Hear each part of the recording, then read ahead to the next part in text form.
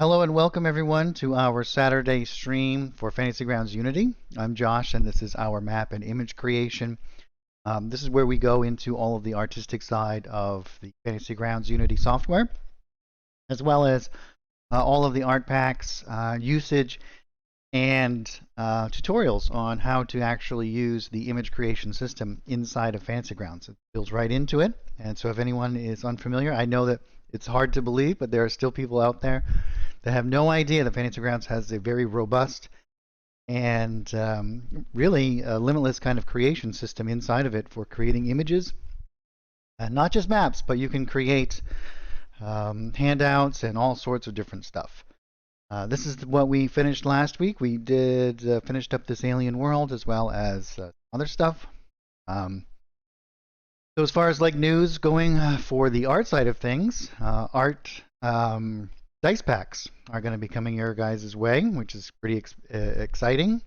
We're going to have dice skins and lots of cool kind of effects and whatnot that go with rolling your dice. Been hard at work at those. So that's going to be on the horizon. Not exactly sure when it's going to be coming out, but in the near future.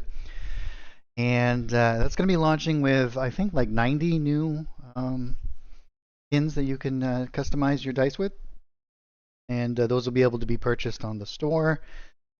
Yeah, so really exciting stuff. There's a lot more stuff going on behind the works.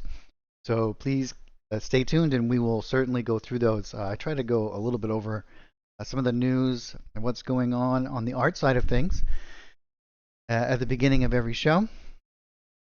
I've been having some internet issues this morning, so hopefully everyone is.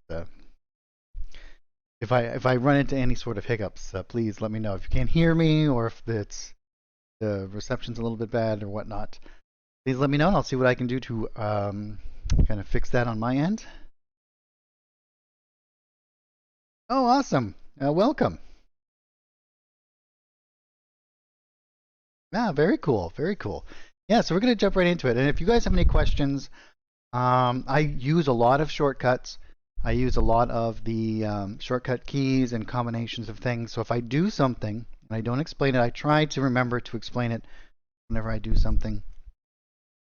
But if I do something that you're not exactly sure how I did it, just ask me and I will certainly go off. Or if you have any questions in general about any of the techniques, or if there's something that you've been having a problem with trying to create something inside of Fantasy Grounds, please let me know. Or if you've even discovered any sort of bugs or whatnot, please let us know. We want to try and squash those as quickly as possible. So great. I don't really have any sort of images planned. Our art packs haven't been released yet. They should be coming out this next week, I believe. And so what I try to do is create something with the new releases. So we'll be doing that next week. So this week, what we'll do is just kind of do a free-for-all. So I would love to get some suggestions from you guys on what we should create today. So also last week we finished up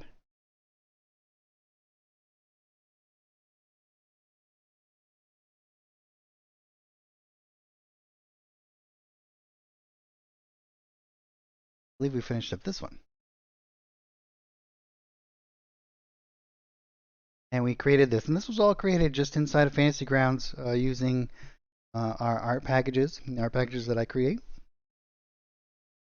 So a really robust system and really limitless in what we kind of do here.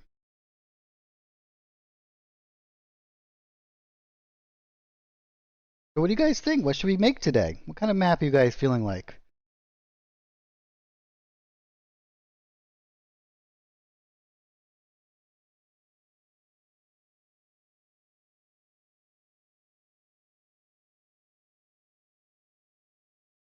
Should we stick with the futuristic kind of stuff that we've been doing?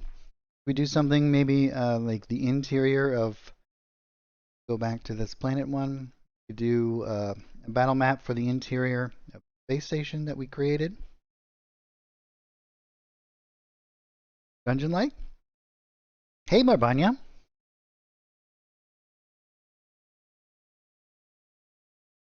Yeah, we can do a dungeon.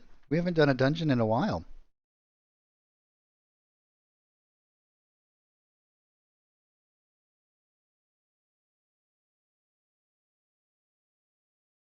Oh, World War II?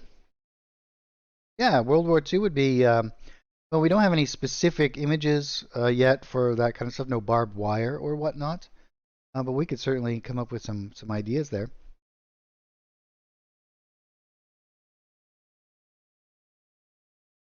Sure, Alex.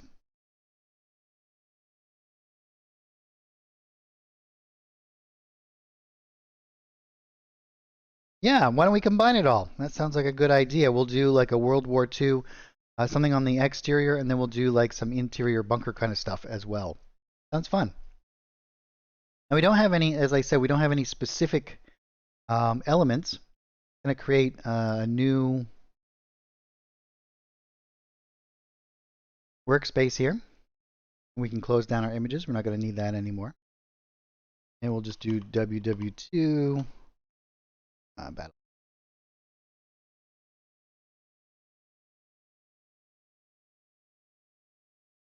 Sure. Well, why don't we combine all of these kind of things?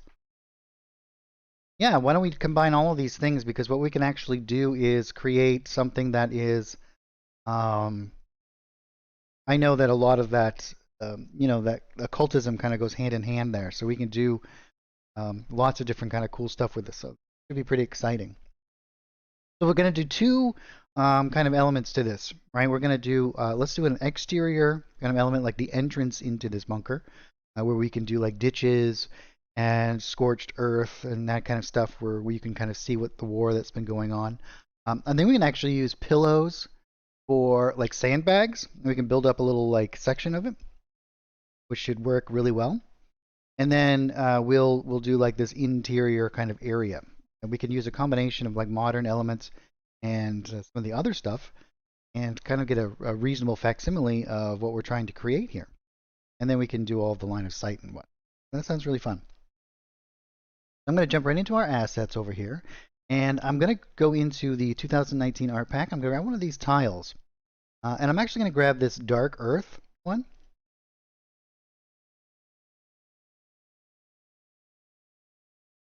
Oh yeah, yeah. It's a hugely robust system, and I think you're going to be really pleasantly surprised here.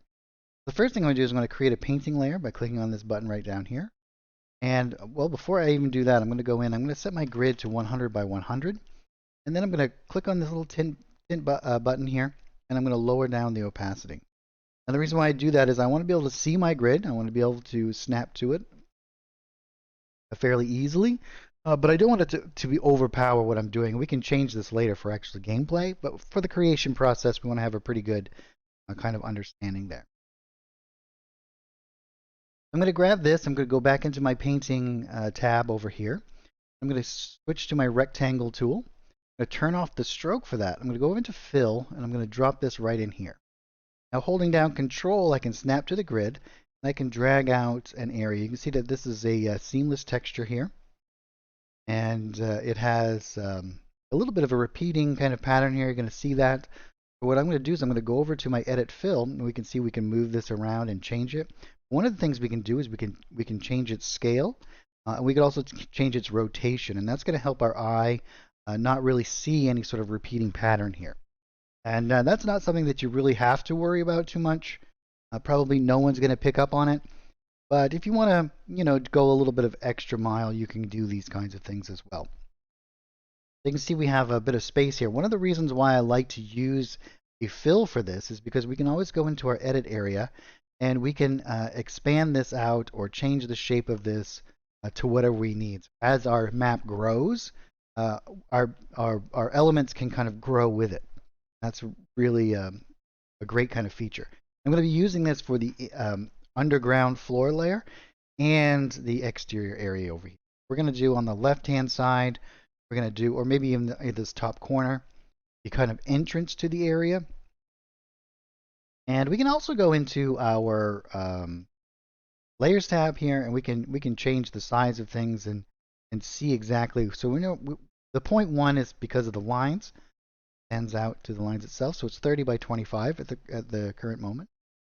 And which is fine for us to kind of begin with. But we'll do like this little, I want to do like a trench, and then we'll do like our entrance is kind of like inside of that.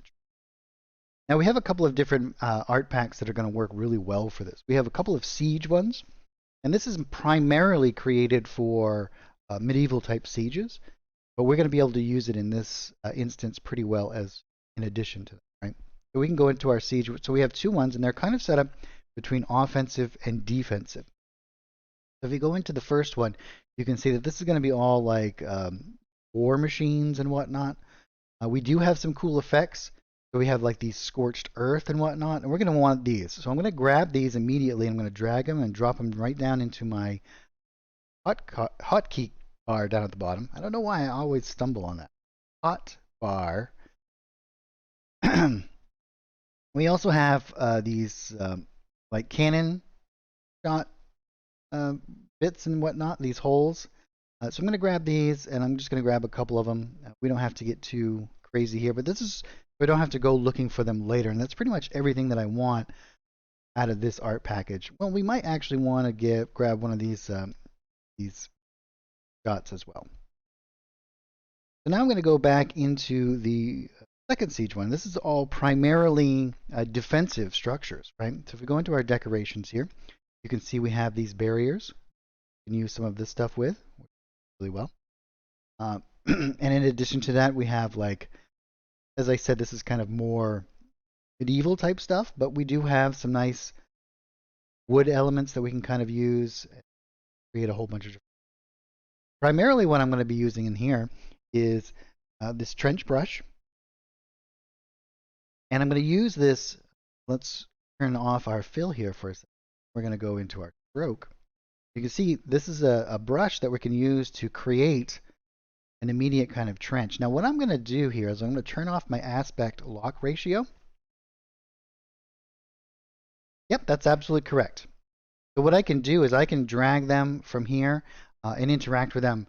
It's basically a reference to that image, and we can use it lots of different ways. So anything that I'm going to grab and I don't want to have to look for a lot later, or something that I might be using a lot, I'll drag and drop them, put them right down there. And we can clear those, and if you're unfamiliar with Fantasy Grounds Unity, you have several iterations of this hotkeys here at the bottom. If you hit Control, you'll see you get a new one. Alt, you get a new one. Shift, and then any combination of those. So Control and Alt together, Control and Shift, Shift and Alt, and Control, Shift, and Alt. So we have several ones. So you can load this right up for the creation process. And what I'm going to do here is I'm going to actually make this a little bit wider. So right now it's just wide enough, as you can see here, for like a single player. If we're going to be playing in like the D&D type rule set, you know that each square is about the size of one character, and that's a good frame of reference to kind of go with here. So I want to have it at least 10 wide, right? And to adjust that, I'm going to make this a little bit longer, but I don't want it to be as long. I kind of want it to be a little bit stretched out like that. I kind of have that feeling that, you know, a little bit exaggerated, because we're going to be building up a lot of different kind of layers on. So maybe we'll make this like 12, so something along these lines. And what I'm going to do is I'm going to hold down Control, and let's create a new painting layer actually. And I'm going to double click on this one, and I'm just going to name this Ground. Let's just Ground. And that way I'll have a good reference point there. And so what I'm going to do is I'm going to hold down Control, and that's going to snap me to my grid. And I'm just going to build out a little bit of a section here. You know what? I kind of want it to go the other way. I want my shadow to be on the left side. I don't want it to be on my ground layer. I want it to be on the layer above. So I'm going to go into my edit mode here, and I'm just going to double click this and hit. Let's go back into here, make sure I have the correct one. So all I have to do is just flip it. And then I can drag this out. And let's, I'm going to drag it out just a little ways, and then I'm going to make a little bit of a shape here. You know what? Let's actually change our roundedness here. So our corner, I'm going to make sure that it's at round. And this way we can have a little bit more of a control here. That didn't quite work the way that I wanted it to. And I hit Control Z there. Make sure that it, and I'm going to bring it down and double click end it. And what I'm going to do now is I can go back into this edit and see where this is a little bit wonky. I'm just going to grab this little thing and I'm going to change this up a little. Now it doesn't have to be perfect. I'm just going to alter this around until I get a reasonable facsimile because we're going to, as I said, we're going to be adding a lot of.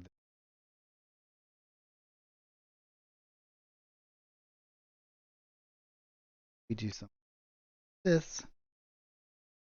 And again, I'm just going to hold down control. We can snap to the grid here or don't. And you can also turn that on up here. What we'll do is maybe do some of this. Bring this down. You know what? Let's just delete that section and make it a little bit straight. I think that this, and I can just that, and I'll extend this out a little. So here we have like a really quick little trench that we have, and then we can build some stuff up. So I'm going to switch back over to here, grab these, and move this out to the side here a little bit, create a little bit more room for us. And we're going to put some things along here.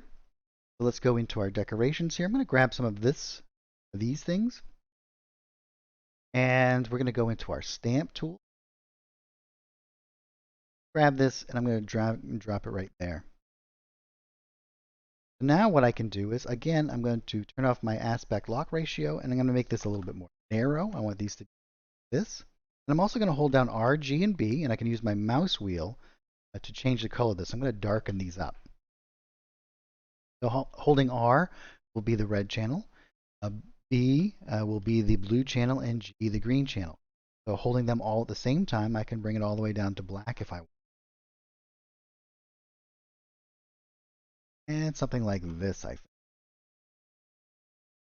I think we'll actually make this a little bit shorter as well.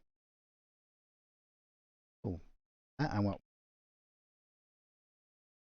And I'm going to do a couple of these along here. I'm going to do it a little bit haphazardly. We want a little bit of a space there. And then we're going to use, I think that we have some stuff that we can kind of make it seem as though it's like barbed wire as well. We can do a couple of different things. One of the great things about doing it you know what, we should actually probably, let's do a little bit of forethought here, and let's do this on a separate layer as well, so that we can kind of do things in between and whatnot. I'm going to call this one trench. That way we can do things on the trench or above it and below it. So let's call this trench. And we'll go back into our stamp tool. Now on this layer, we'll just stamp a couple. And again, like I said, I'm going to do our entrance. We're in here. Our little bunker, we can do.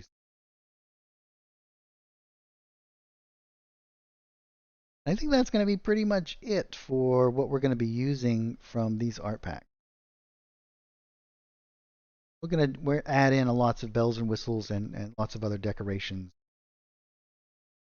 But I think what we actually have, we go into our, well, we have a couple of different options that we can kind of do with this. I think that we have some thorny vines that we can kind of make a reasonable facsimile for barbed wire. And I think that if we go into our spell templates, might even be some additional. So spell templates, brushes, wall of thorns. Well, that's a little bit not going to really work for us.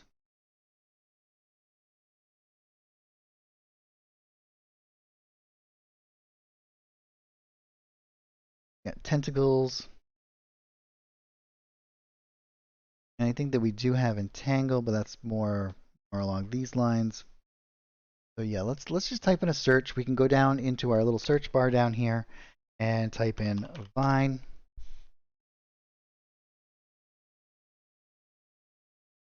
And these are a little bit too natural. I think that we need something.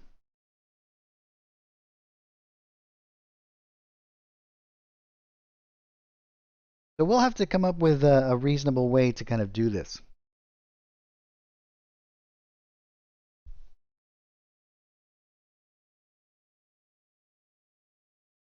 Yeah, you know, it's kind of a little bit more than that as well. So we have different types of layers in addition to that, and then we can group them together in folders, and we can do lots of adjustments on per layer, per image.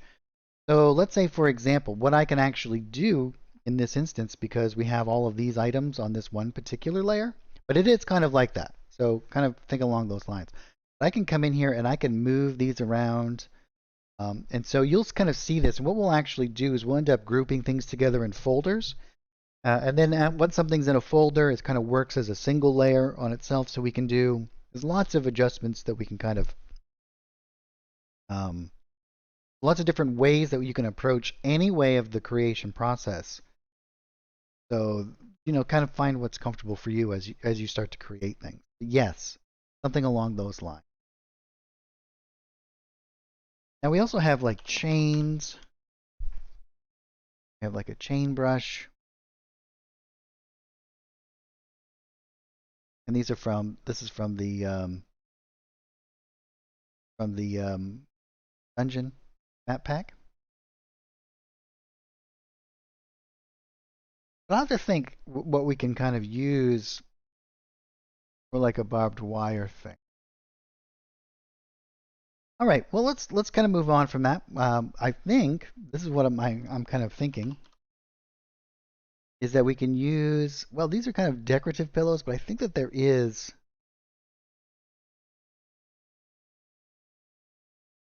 let's go into, we also have the abandoned places, which is kind of like a post-apocalyptic. And there's two art packs here. So here we have lots of corroded walls and so on. Lots of great kind of grungy elements here. Again, we have some more like grime kind of effects that we can kind of paint around on top of things. And then we have a whole bunch of different types of tiles and whatnot.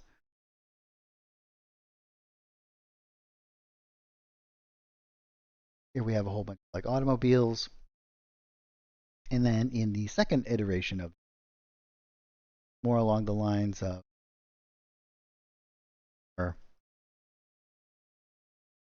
interior construction.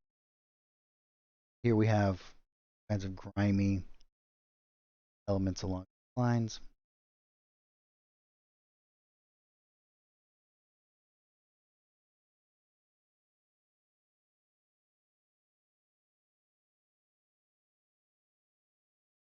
Oh, we could certainly try that. So what we're going to use is like a brush, though. But yes, we'll kind of come back to that once we get some of the other stuff kind of laid away, I think. But yeah, that's a good idea. We'll try that out.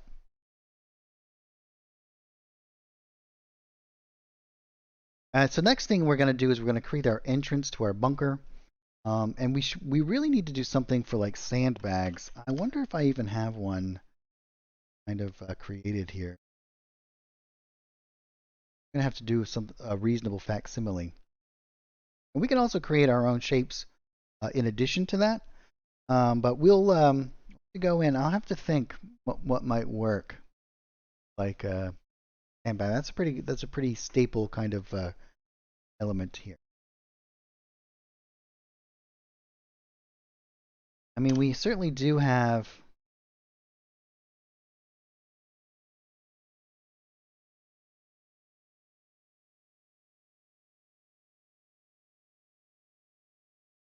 Oh yeah, we can use these sacks. These will work great. They're not quite exactly what we'd be looking for, but this is going to work.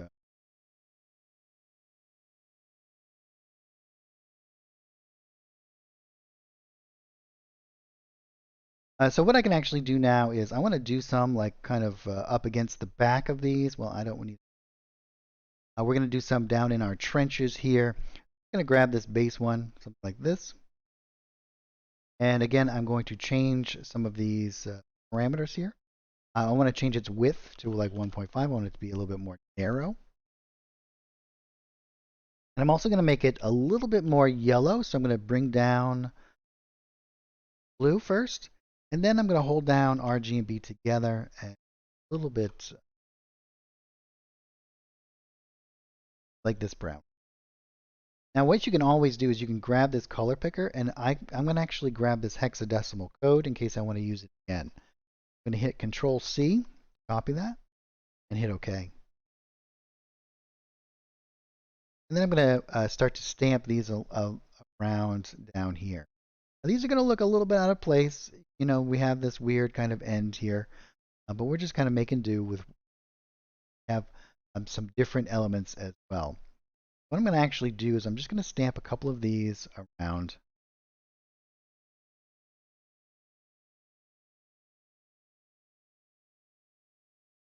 And then I'm going to switch.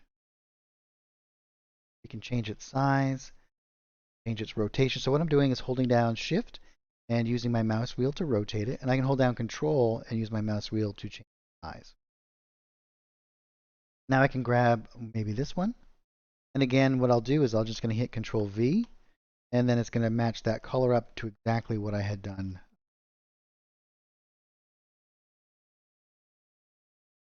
And then I'm going to start to layer some of this stuff on top.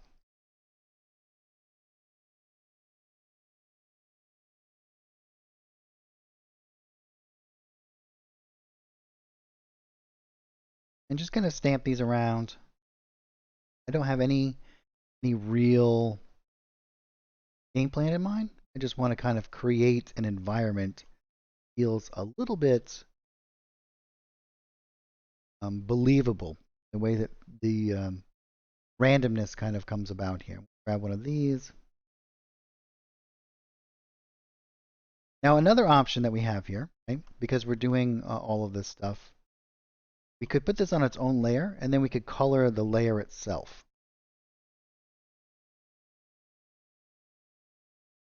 And these ones don't really do it. Delete these.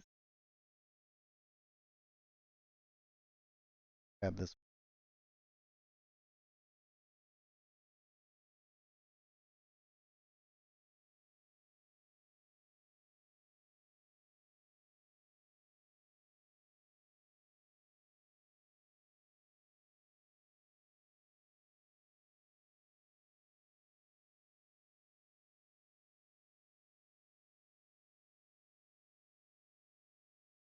Cool, we got some real basic kind of elements that are going on here. Before I go too much further into this, what I'm going to do is I'm going to set up an effects layer, and I'm going to do some really basic shadows that we can add to later. So I'm going to jump over to my effects, and I'm going to do an adjust colors layer. And I'm just going to lower down the brightness of this particular layer, and then I'm going to add a mask to it. And I'm just going to draw out a reasonable facsimile of the shadow that might be cast by the trench. And then I'm going to blur that out.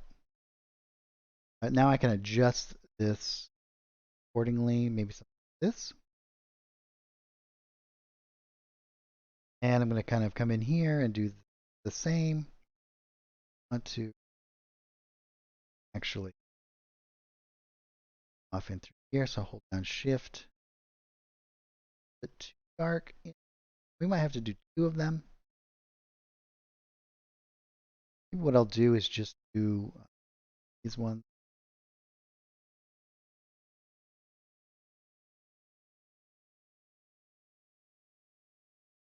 We can do some. I want these to seem darker. We can do we can back off that.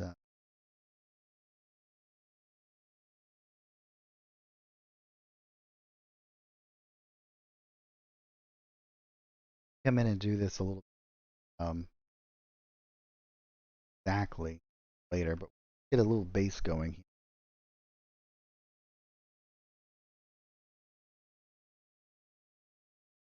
Shadows off of the space feel a little bit more. Nope, no, this isn't a new one. We're just using. We're actually going to be creating an underground bunker, like a World War II kind of thing, but we're going to add a lot of unique kind of elements. I'm going to do an entrance bunker right here. We have a whole bunch of different ways that we can do this kind of entrance here, but I'm thinking we go into our Western art pack. There's a whole bunch of mining stuff in there. in the second one.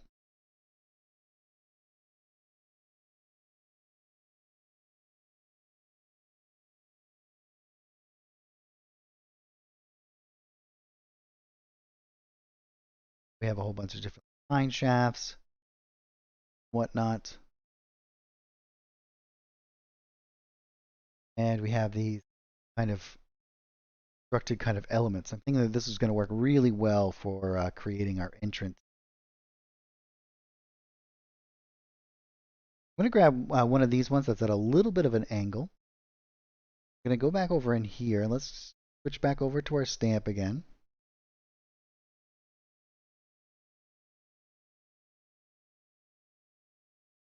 We're going to do this a couple of different iterations. I'm going to do this a couple. And again, what I'm going to do is I'm going to actually increase the width of this a little bit. Do like 4.2 that way. That 4 and make this a bit wider. Oh yeah, like a Hellboy. Exactly. What I'm going to do is I'm going to place this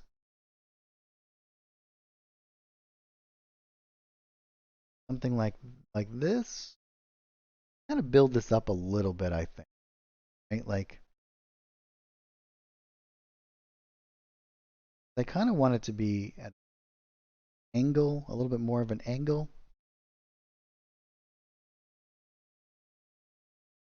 Well, you know what? We can just adjust. I think it should probably we'll do like a little I think that this we'll kind of do it like at an angle like this. And we'll flip it side. We'll go down into our trench area down here, and I'll grab some of these rocks while I'm right here. Kind of build this up. You can see we're on a layer that's under it. So kind of make a little platform here. And what I'm actually going to do is make this kind of like a cave entrance. We do have some pre-made ones, but we're gonna kind of build this up as is. What we're gonna do is I'm gonna actually come into my trench. I'm gonna adjust this to be better.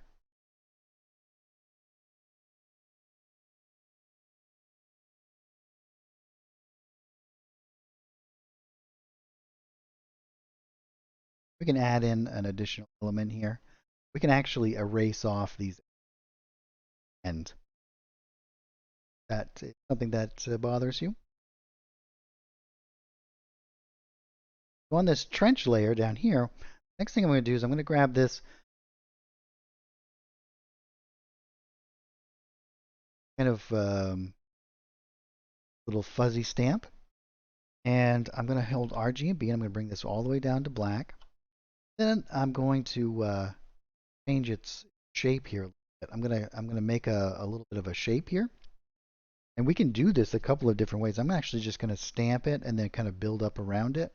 You'll kind of see how it's gonna work here. We're gonna make our little entrance. And we can do like a door on it if you would prefer, but I'm kind of thinking that this is gonna be like this open hole.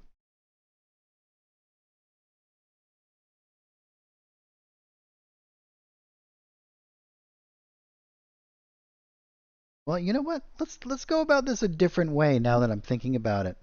We'll keep this in our stamp here, but let's go back to our fill elements. I'll just show you something. I'm going to go to my circle, and I'm going to go into paint mode here. I want to turn stroke off, and we want to turn fill on, color fill. And I'm going to make this black.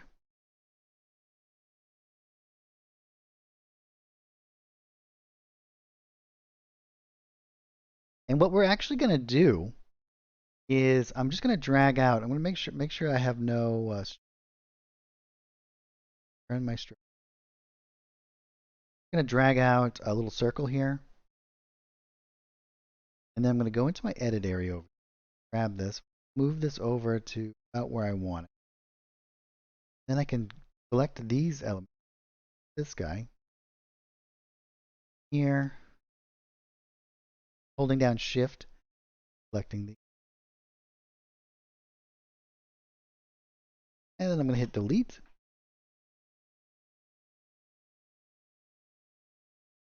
I'll show you what I'm going to do here. We're going to make a nice little kind of grab these and just put in a little bit.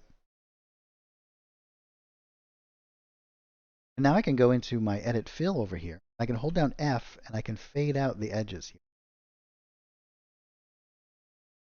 And this will be our base to our kind of like little entrance here. We could even hold down A and lower the opacity a little bit so it's not so black. This will allow us to change the shape of it on the fly. We could even maybe do something like this. We're going to build out a little bit of a shadow kind of coming out of there. Maybe we'll do like a little bit of a cloth that hangs in front of it or something.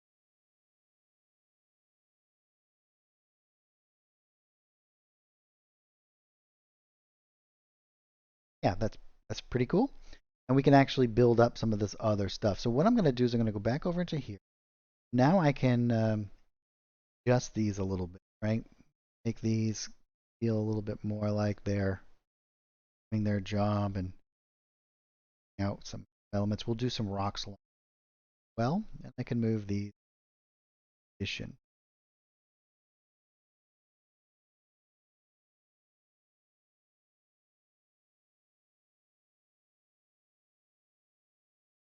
Yeah, we have a pretty good reasonable facsimile there. And what we can actually do now is grab some of the other rocks and do a couple kind of coming in and out of the darkness. We could, there's so much that we can. It's going to be a really good start for us.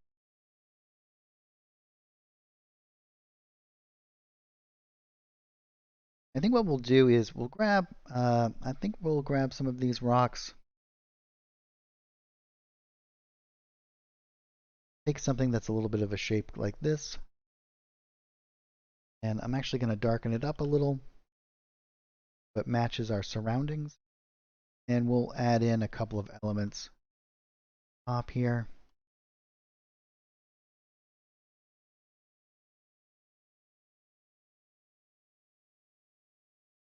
And then I'm going to grab some wood elements, I think, things.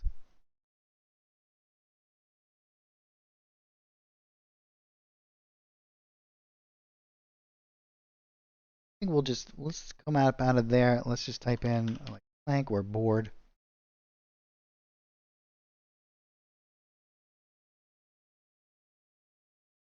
We have all kinds of different wooden boards and what. Grab something like this. I think this one's modern industrial. Maybe we'll just do this one.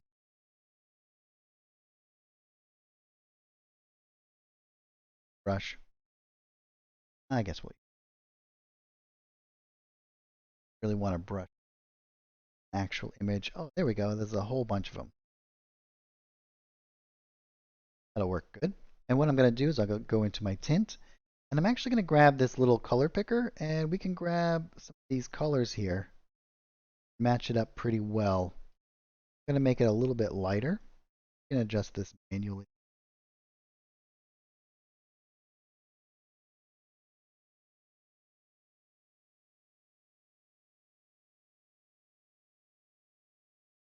And I'm going to make this a little bit narrower. We'll do like 1.2 and a little bit longer.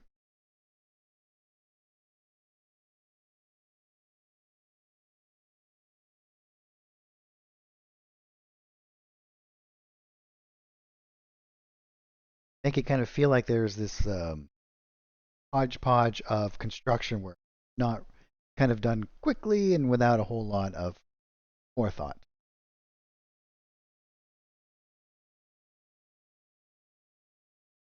I'm going to go back down into my grounds now. We're going to start to build up some of the texture over here.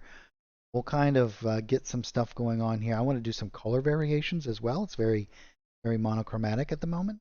But before we do that, I'm going to add some textures. Grab in some of this scorched earth. And I'm going to lower down its opacity. I'm holding down A and using my mouse wheel. We're going to make this place feel as though that it is it's seen some action. So let's get rid of this one. And I'm going to go back and hold down A, and I'm going to make this quite light. Up a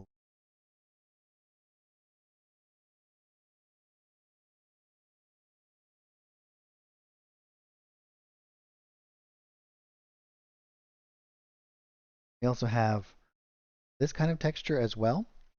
And again, what we can do is we can kind of use this to scuff up all of these things. I'm going to hold down A, lower down that opacity. I'm actually going to build out that a little bit. Yeah.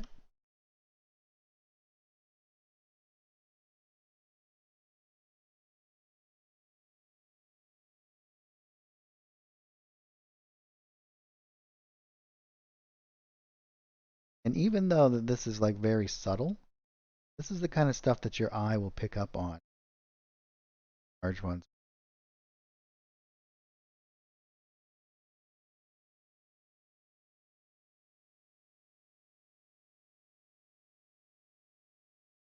And the next thing I'm going to do is I'm actually going to add in a little bit of tufts of grass out through here. We'll go into our 2019 art package, go into our deck. Here we have some nice little grass patches here. And I'm just going to grab one of these and I'm going to do something similar. What I'm going to do is I'm going to hold down A and I'm going to lower down that opacity.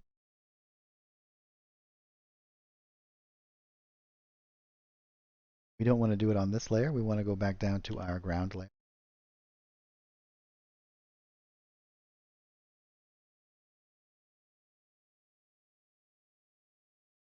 I think what we'll do is we'll hold down G, just make it a little bit more red.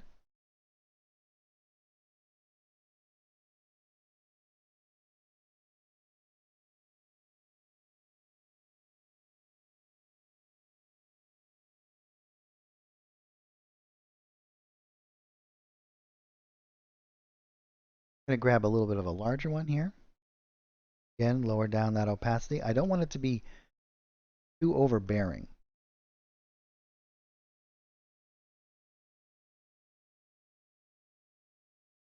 We want it to feel as though that there is, you know, a lot of kind of turmoil.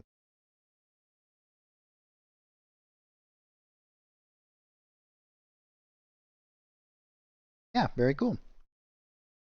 One of the other things that we can do if we feel as though that this contrast isn't quite enough, we can come back into here, our fill element here at the bottom, and we can adjust the colors of this as even after the fact. I'm going to make it. I'm going to just bring a little bit of blue out of it, making it a little bit more, make it a little bit reddish, and that's going to help give us a little bit of separation from what's going on.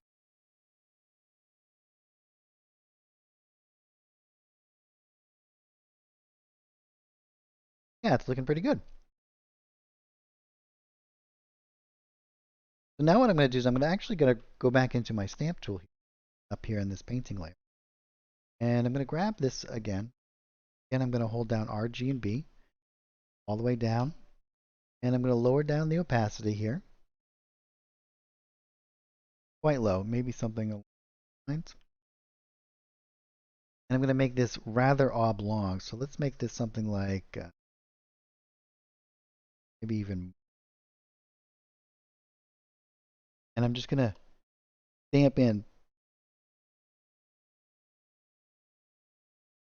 a little bit of want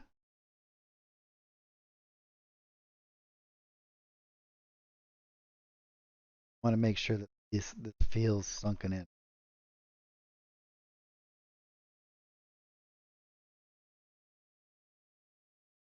And we'll even do a little bit coming out from,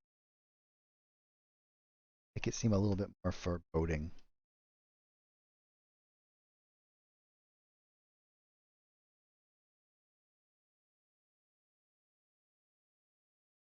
Very cool. Now that's a pretty good base that we have to work with here. So what we can do next is we can jump in and begin to build out some of our bunker stuff back here. Now there's a couple of different ways that we can do that. I'm going to use this ground element here. So what I'm actually going to do, here we have this. I'm going to duplicate this layer. See, we've duplicated everything that's on that layer. And I'm going to bring it back down to here. And I'm going to make this like the above element. And what I'm going to do is I'm going to jump in and change some of this stuff here. I'm going to back this off.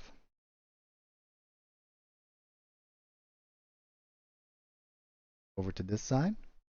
And what we're actually going to do is we're going to set this up in a way where we can hide a certain element of this to either show or to expose or not to expose our underground element. And I'm just going to grab these things and we can these over onto this side, and again we can kind of play around with this and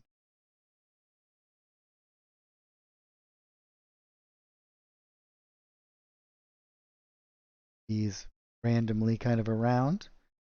Similar feel. You might even want to do like a building up here. And what I'm going to do with this, I'm going to move it up to this layer. But we can come over in here, and what I can do is I can just fade off the edge of this fill element.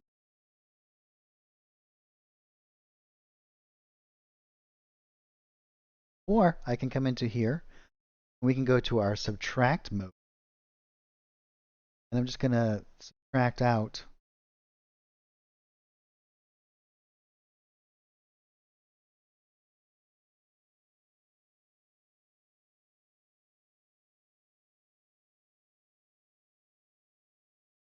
and we can simplify this.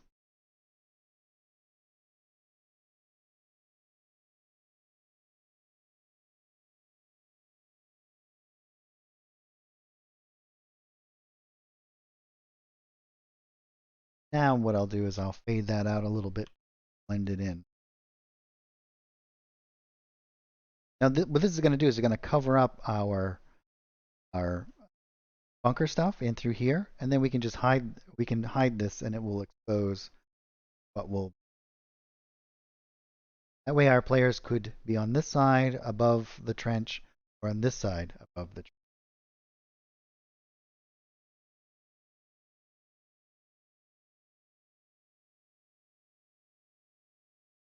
Yep, there certainly is. Yep, we're going to do all of that stuff. But yes, you can set up. We have different types of occluders. One that's like for hits. This is. So if you're in the trench, you'll only be able to see the trench and not out of it. We can set it up so that all kinds of different ways that we can kind of set up the line of sight. Lots of cool stuff. But yes, absolutely.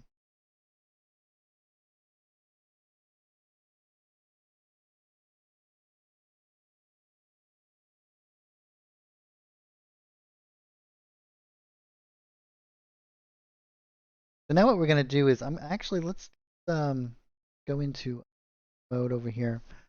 I'm just going to fan this out a little bit. And we can adjust the size of these later. That's one of the reasons why I really like using the fill element, because we don't really have to worry too much about and kind of allow the creation process to just happen. You don't have to worry about like thinking about where things are going to be or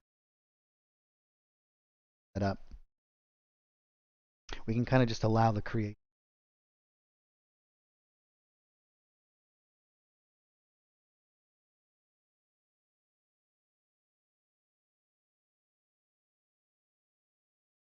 Great. Another, oh, excuse me. I tried to swallow and talk at the same time. That doesn't work out that well. So if we go back into our stamp mode, as long as we have the correct layer, we can grab this sample settings and be able to grab these elements once again. Here, and I'm just going to do this really quickly up here. create a little bit of texture, worn, torn. We might even put a building up here. We'll have to see. We do like a structure. Now I'm going to hide this because we're going to start creating some of these other elements down here. So I'm going to create a new painting layer, and I'm going to drop this down in underneath my trench, because this way I can kind of come out from there. Now there's a couple of different ways that we can do that. We can go into our underground art package here, or we can use the bind shaft ones. But there's a multitude of underground matte pack 2 is what I want. And we can go into our brushes, and here you're going to see we have a whole bunch of different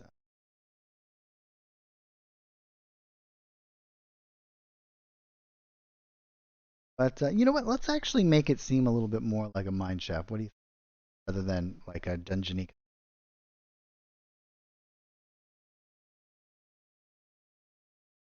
Oh yeah, we could do like a half buried statue. That sounds cool. Like that. Yeah, let's go back into the Western art package. We're going to use that one.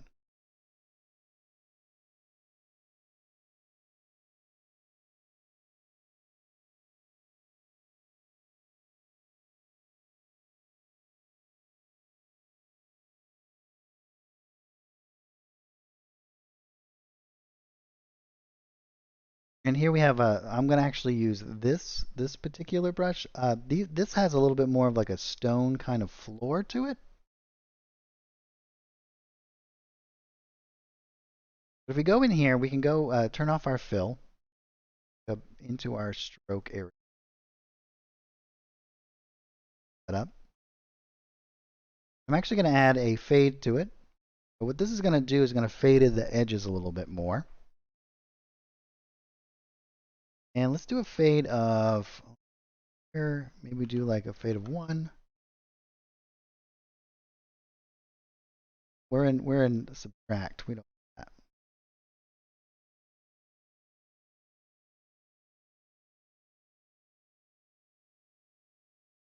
Yeah, that's going to be pretty good. I want something that's going to kind of fade in, as you can see, a little bit more. Maybe we even do like 1.5.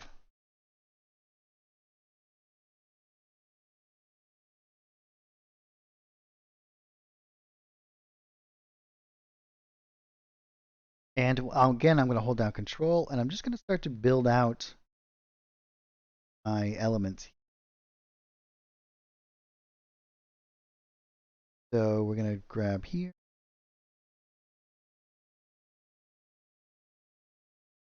Tunnels. Do like a room over here. I have for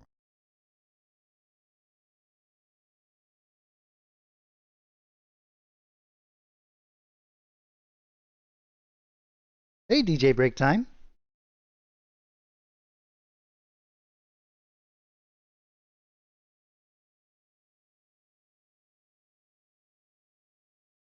Yeah, it should all be on the wiki. So if you guys are unfamiliar, if you look on any window that you have this little question mark up here, if you push that, you're going to get a little pop-up that says, and you say yes to it, it'll take you right to the wiki page of that particular element. So if you do it for here, for example, you should be able to jump right in there and it should have all of those instructions of that particular element.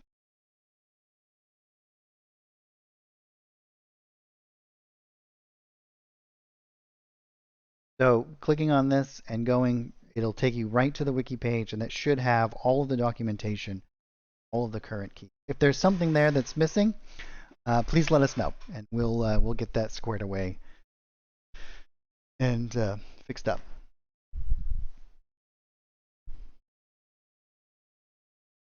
Oh yeah, great. Well, it's good to be busy though, right? Hopefully. Let's jump back into this element. I'm going to make this actually a little bit wider, I think.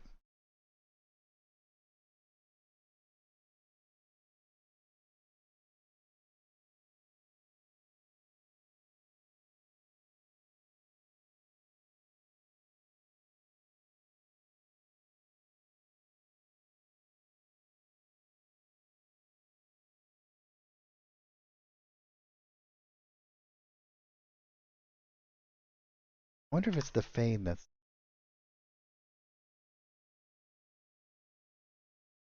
Try this.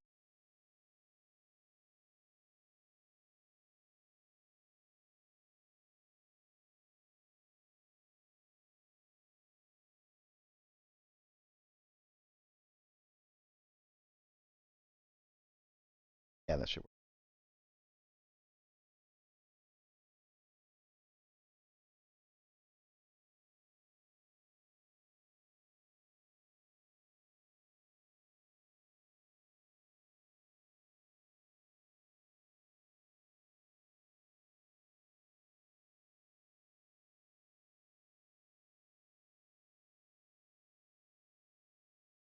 Oh yeah, we could definitely do that. That sounds cool.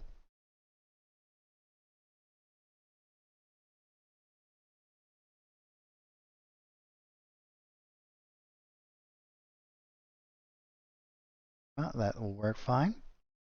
And I'm just going to start to paint out. Now, there's a couple of different ways that we can do this.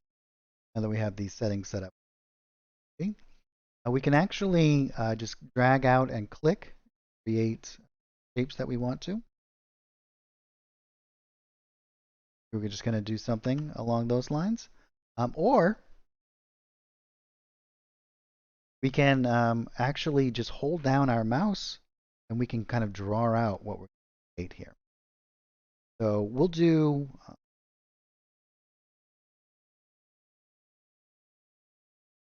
one large chain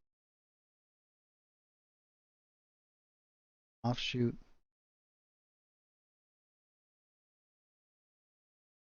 like this.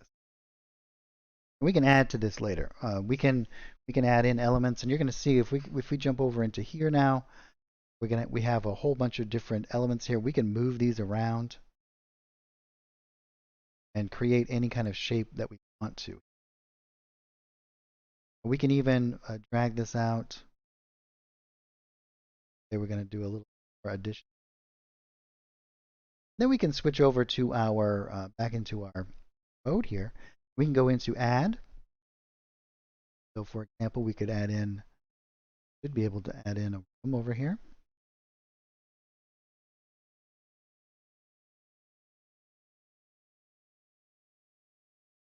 That at the moment.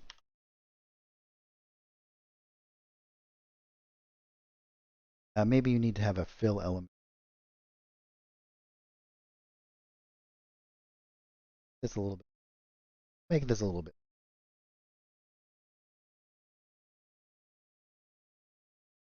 So once you've painted something out, all with your painting layer selected, the question is how do you move those points? Once you have something painted out, you just go into the Paint tab, then you switch over to the Edit tab. With that layer selected, you're able to interact with all of the points, anything that you've painted.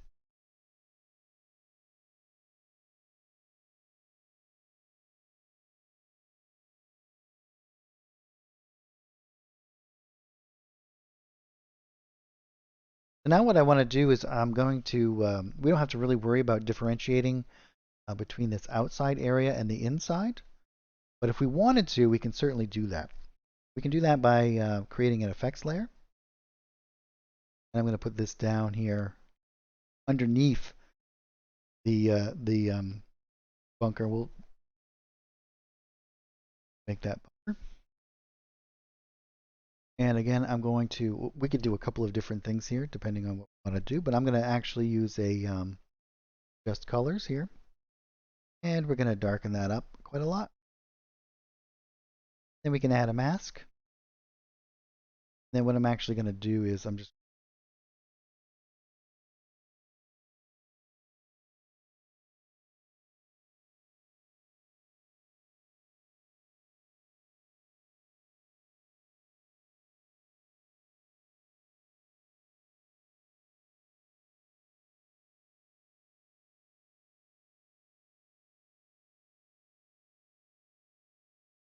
I'll just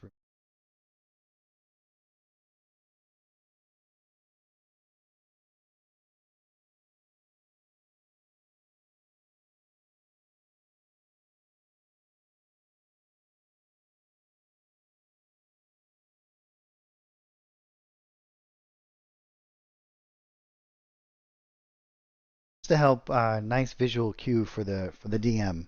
The players will never see these areas outside of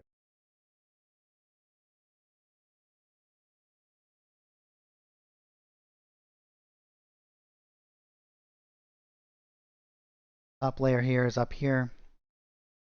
Adjustments here to stuff.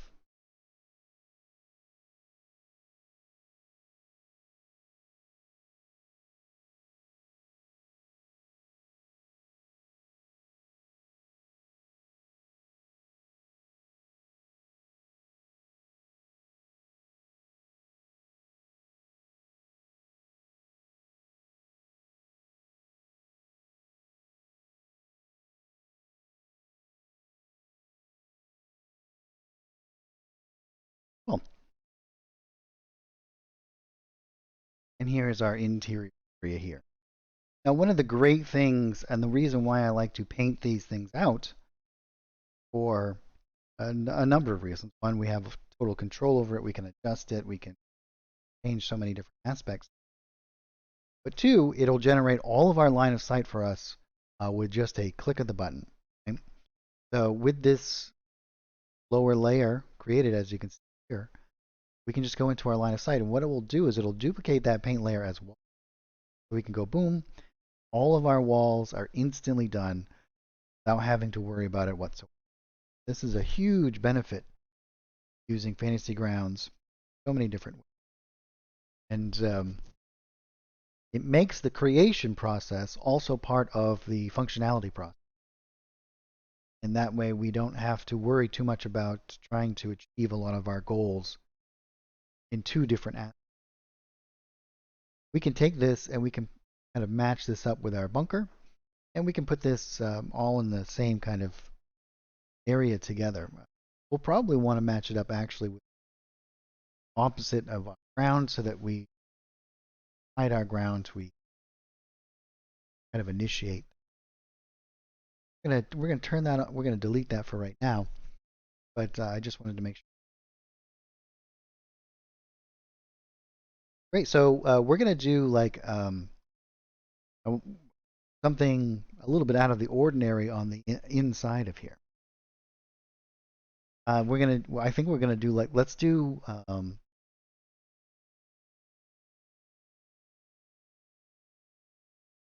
we're going to do like some sort of statue, and we'll do something from like maybe the jungle map packs, and we're going to half bury it, like it's some sort of excavation. Find something.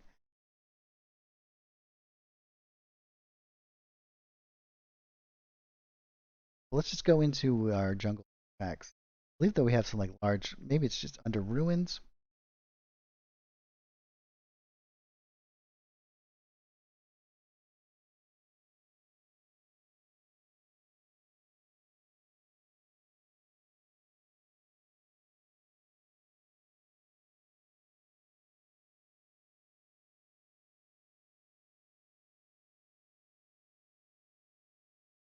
We're getting too many art packs.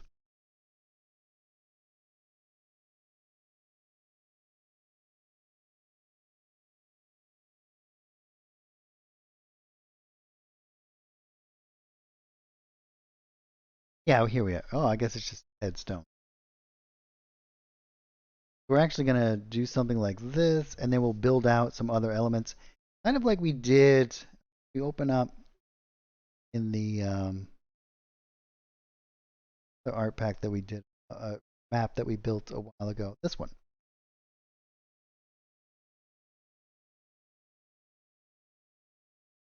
We did something similar.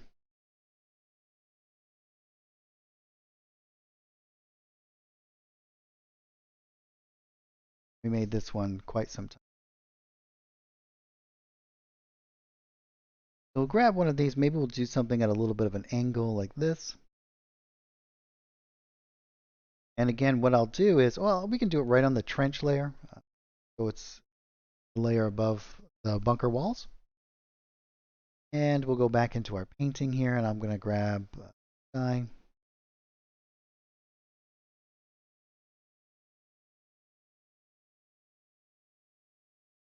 This. Yeah, we'll do it on.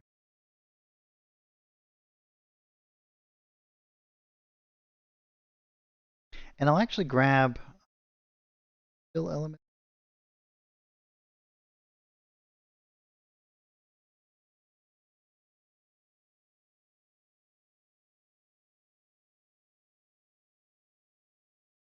Okay, well, let's look for a stone fill. I wonder if I created one of a similar kind.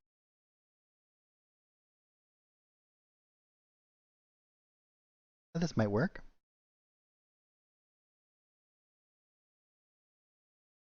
So we can go into our painting elements once again. Let's turn off our stroke here. Because what I'm actually going to do is I'm going to do like create my own shapes here. Another type of elements. Go into our normal painting area here, and we can drag out a shape here. Add doesn't work with this. Be able to add, drag out a circle.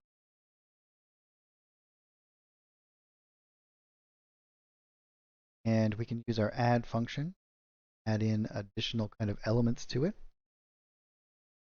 And I want this to be kind of like the shoulder, the arm, and then we'll have a bit of the arm kind of bend out over here. Well, we're going to change the shape of this. And then we're going to fade in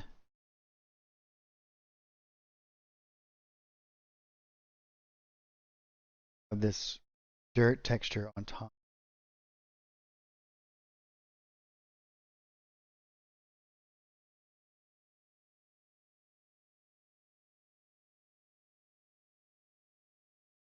Now the last map was called the Frog King's Lair, I believe.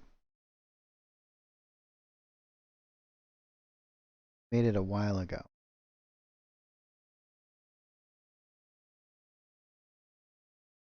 Yeah, that should work pretty well.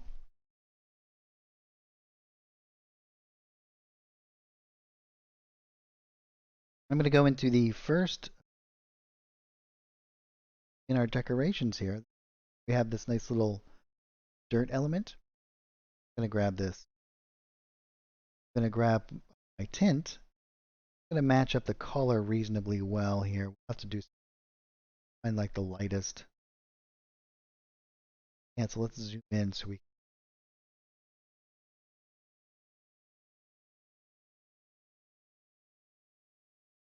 And then I'm going to lighten this up. Let's move this up about 20 points. So we'll do like 145. And then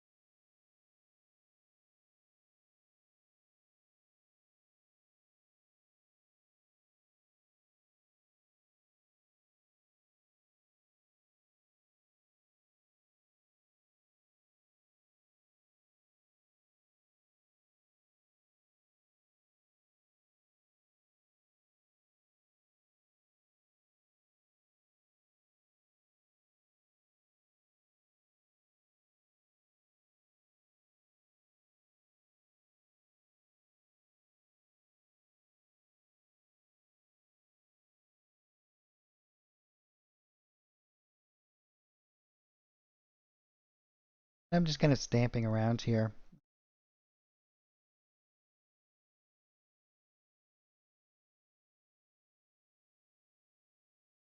At the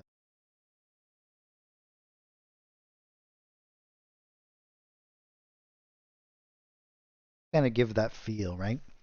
We can go back into our adjust colors, which is shadow one here. And we can switch back over.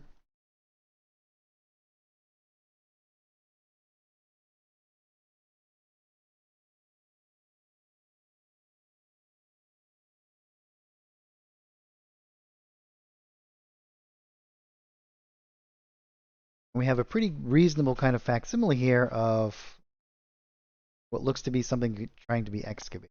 We can go back into tabs.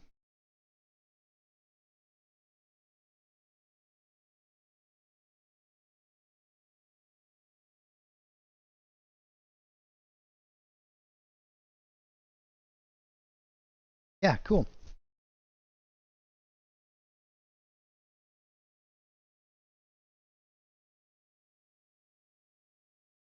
We go into this one. We got to back off this a little, that edge.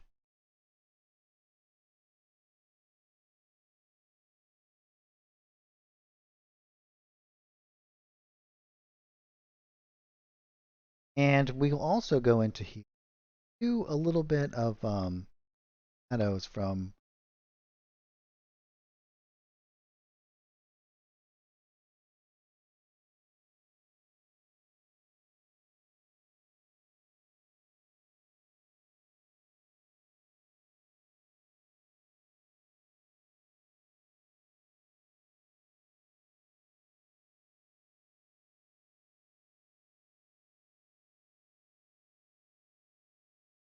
probably actually do like some coming in from. You can see that it's going to really help sell like the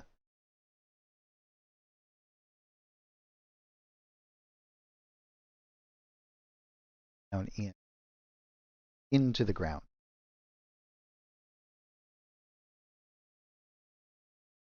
Great.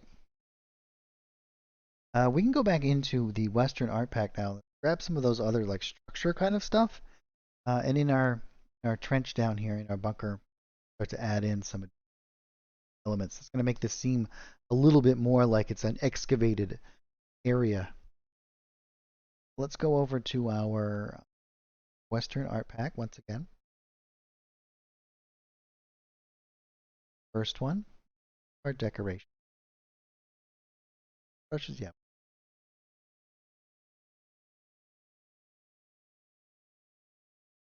I'm going to grab some of the like wood. Go back and stamp mode.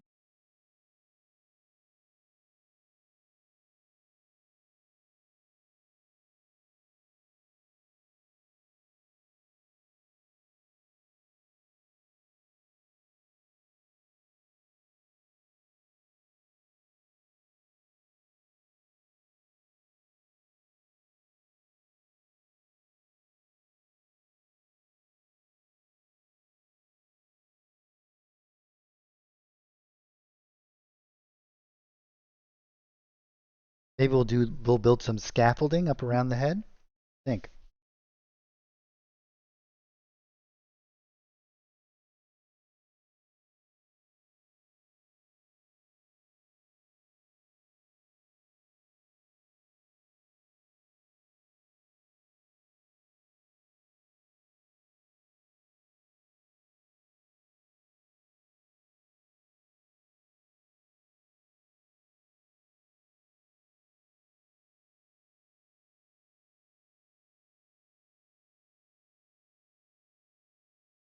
Not in the Western one. There are all of those things in other art packs.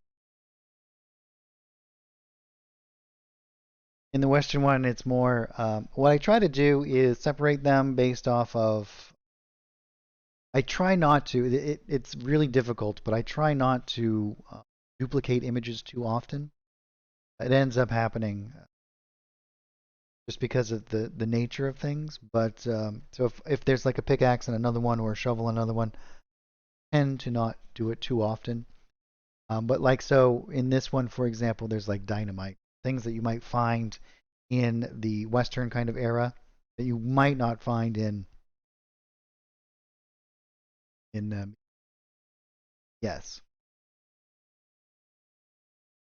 we have lots of that stuff.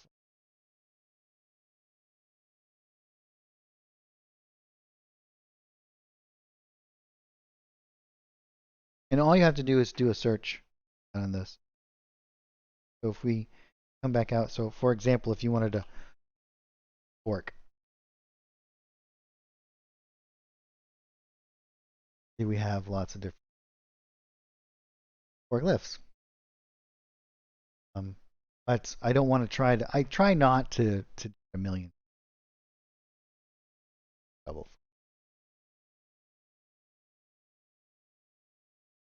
Or if you want, there's Tanner tools and all kinds of different.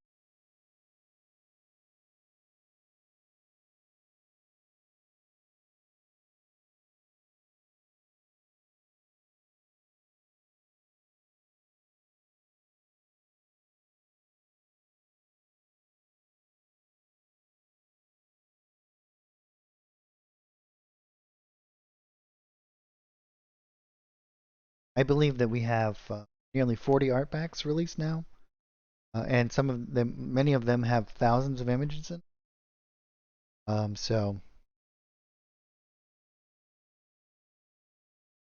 I think it's the number of images that have been released so far up there. I want to get to.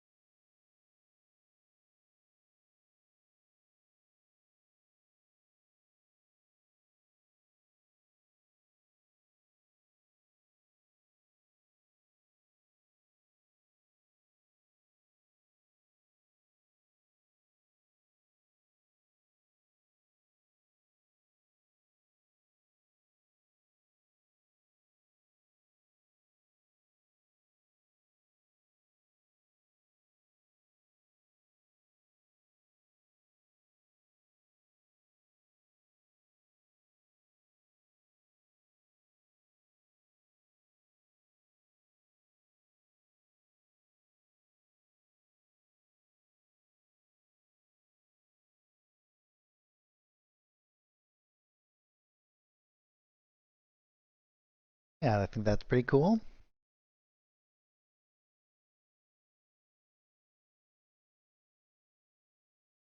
What other elements do you think that we should put in this area?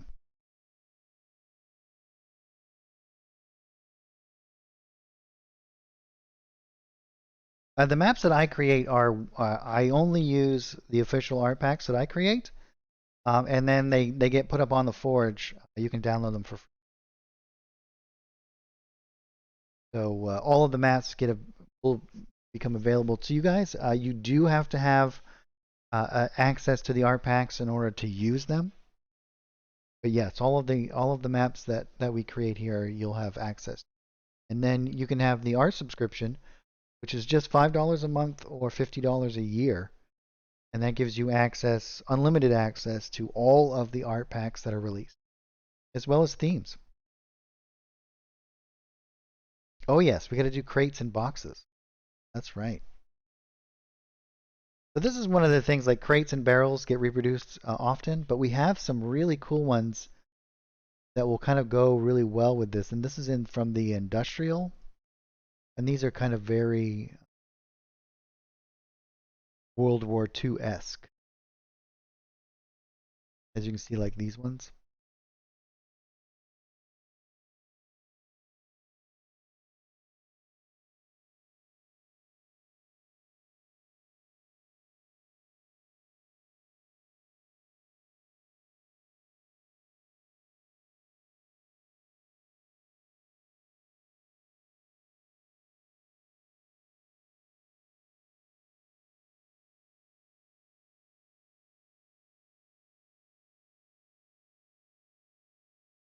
Filter here.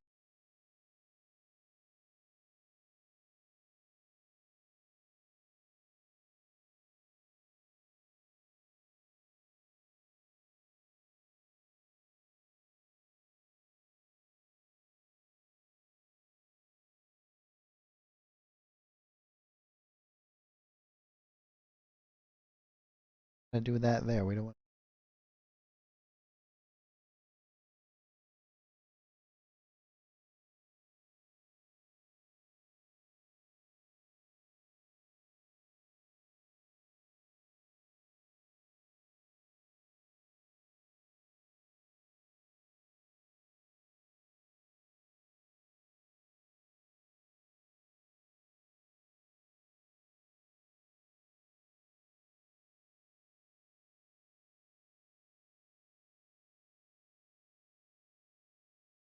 Yeah, cool. And I'm actually going to, in this particular paint,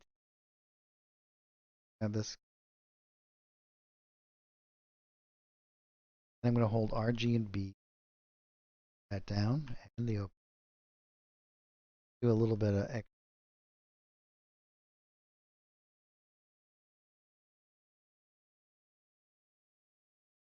In this way, it gives you more control.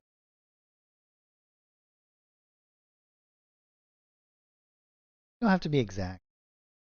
Kind of want to get a feeling that there is shadow.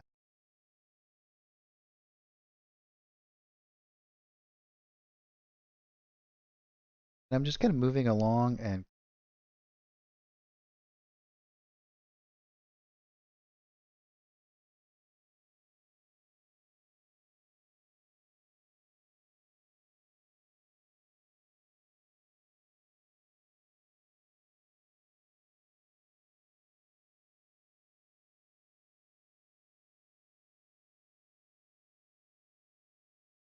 we will do empty crate over here.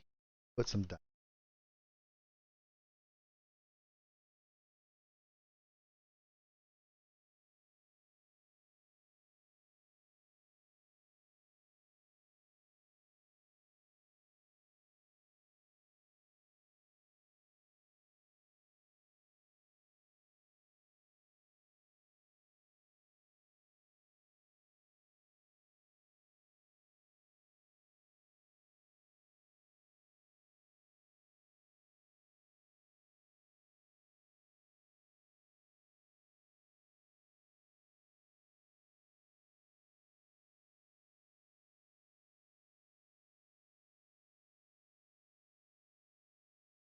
Oh no, you don't do any like painted shadows anymore?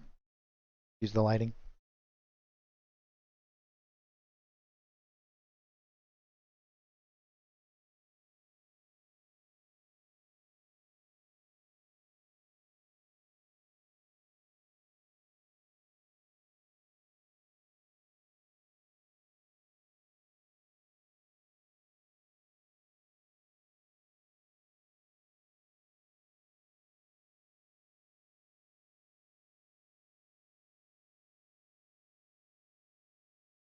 Yeah, we can start to create some other stuff too. I think what we need is a little bit of, we can actually stump.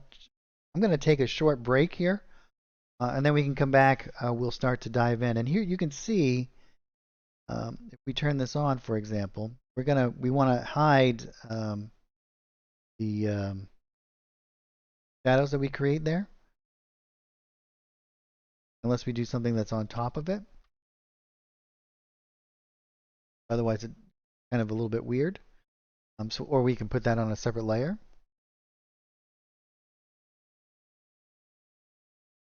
Oh yes, very deep hole.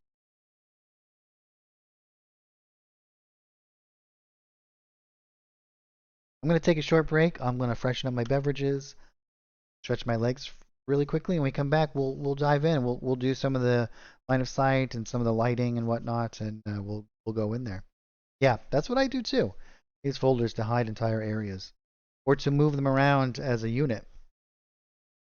Like you can make an entire house, with all of its interior put in a folder, and then kind of slide it around wherever you wish. Well, thanks everyone so much for joining me today. I'm going to take, as I said, a short break. I'll be right back. I just want to hang out.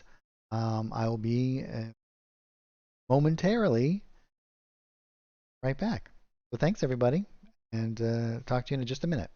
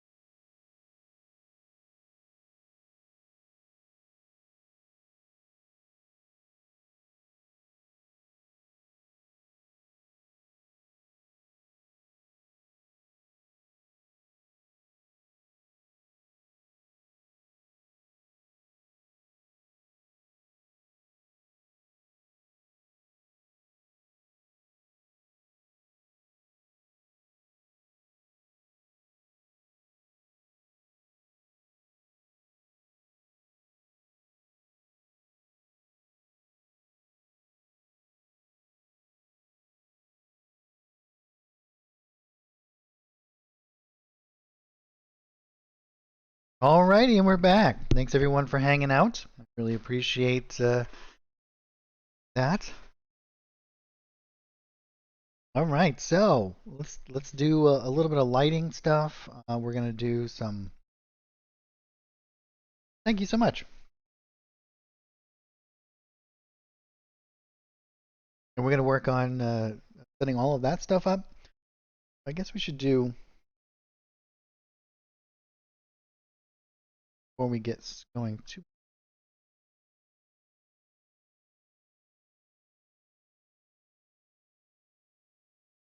the box.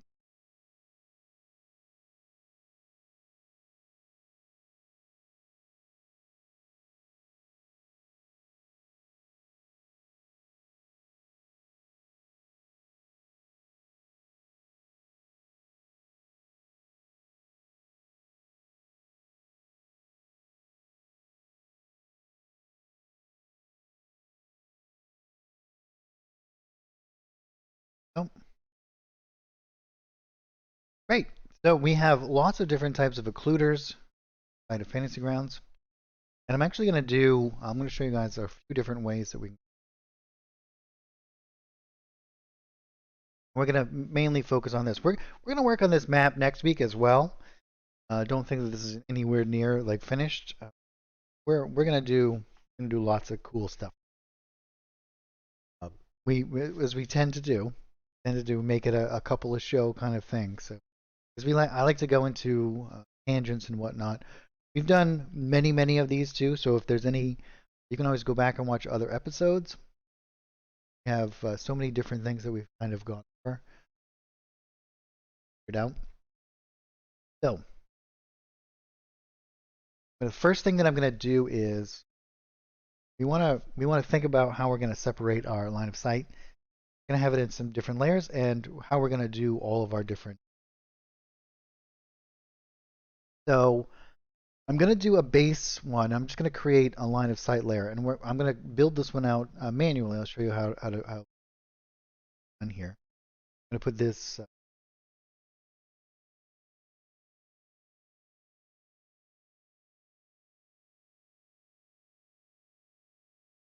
Our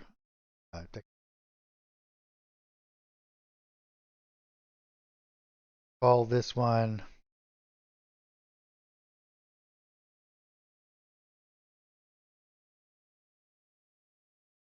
upper decor and shadows.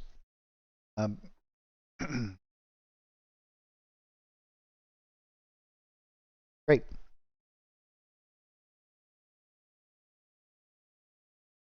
Oh, that's cool. Weird Wars. That sounds fun. Wow, look at all the games that are going on. That's awesome. I'm jealous. I don't have any games going on.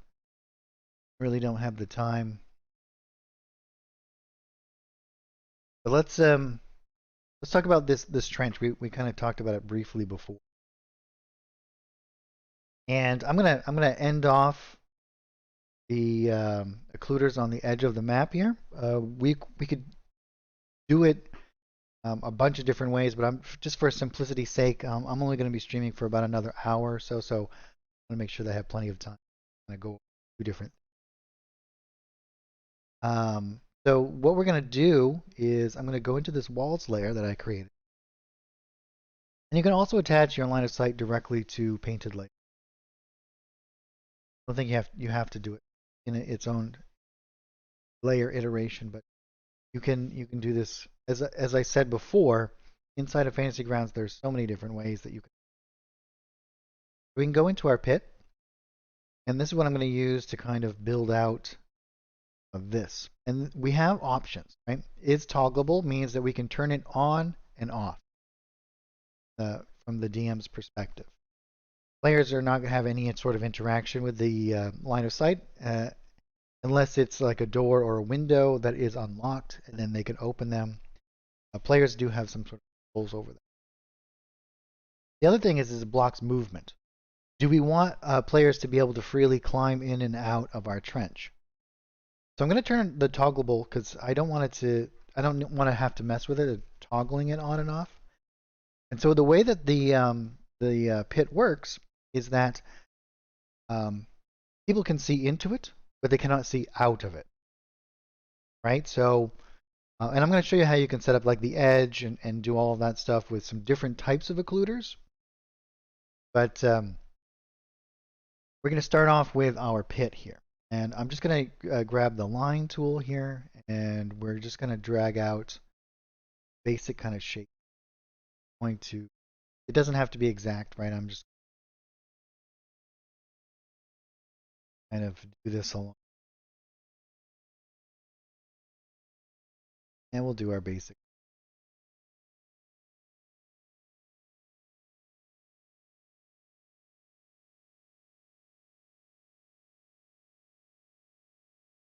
And double click. Now let me just make sure that I have somebody in the combat track. Grab our buddy Bob, and we're going to go in over here, and let's turn on our enable player vision. This is going to allow us to see it as the player would see. And then we're going to turn on our line of sight. You're always going to know if this is on because all of the surrounding area. What the line of sight system actually does is if there's no image there, then the player can't see there. Okay, so you don't have to worry about encasing your images in line of sight. They cannot see outside of this. Now I'm going to drag, you have to make sure you drag them from the combat tracker in all of the system as really ended here. And so what you can see here is that Bob can see everything as normal. No line of sight. We do have a pit here. And when he goes into the pit, you can now see that he cannot see outside of the pit. When he's in the trench itself, there will be no vision anywhere but in here. We're going to set up lots of different.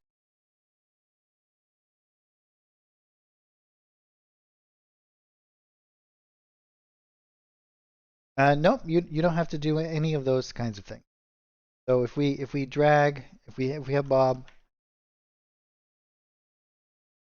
bring him back up here. Bob cannot. Well, I'm the GM, so I can move him wherever we wish. But I'm not sure if they can move off the edge of a. You know what? Now that I think about it, and you can create barrier occluders too. So you can go into Windows, for example, turn off is toggleable, and you can make it so, because what a window does is it allows somebody to see through but not move through, so you can create like invisible barriers.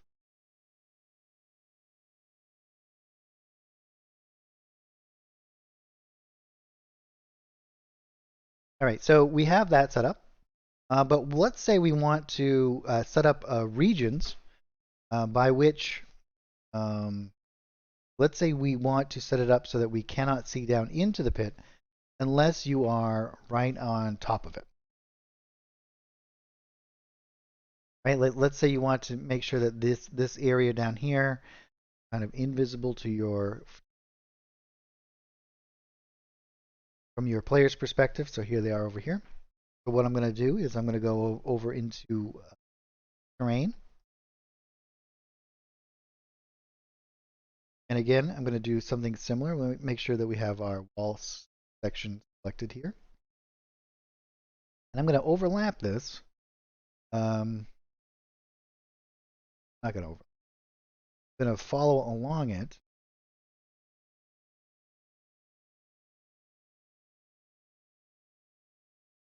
And I'm going to say, well, how close do you want to be before you can see down into the pit? Maybe something.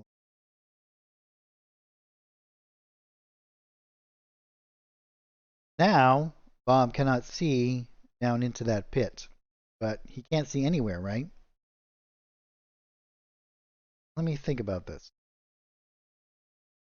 So here's Bob, and then when he gets close, he can now see down into the pits. Yeah, it's going to block all that vision. Think about it.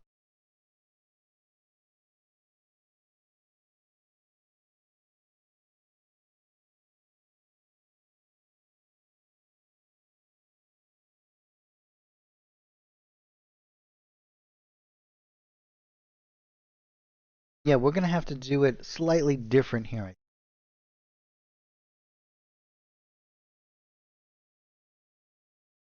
You know what I bet we could do it with? I bet we could do it with a dark light.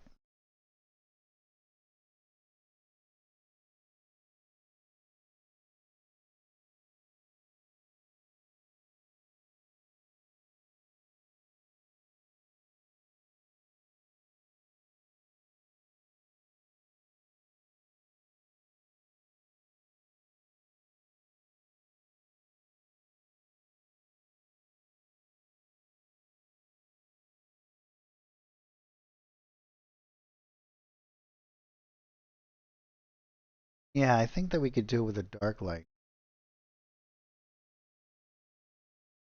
that you can toggle on. Try that.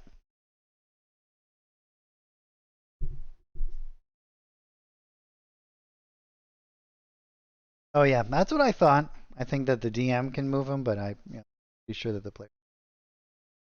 Go into our lighting system. Let's turn lighting on, and let's set up some ambient light real quick. Sunlight.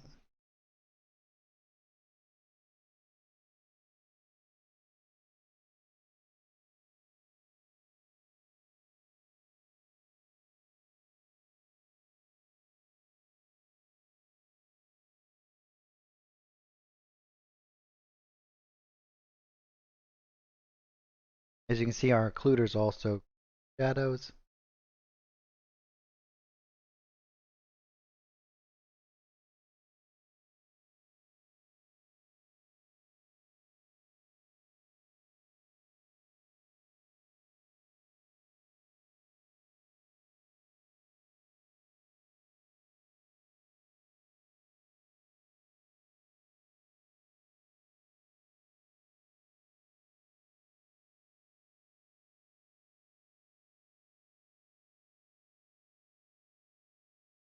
Okay, so from here we're going to. I think what I'm gonna do is I'm gonna create, add a light. Not want it to cast shadows.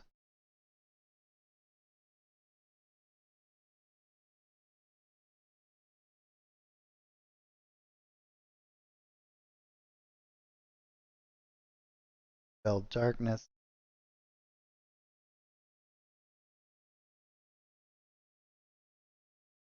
And in still it's going to block it to blocked button. Gonna block all of it. I don't think that there is. I'm gonna have to think about this. I'm gonna think about how you could set up so you can't see this one section, but not sure that there is a way. I'll try and think of one. But anyway, moving on. We won't get too hung up on. We have our little area here.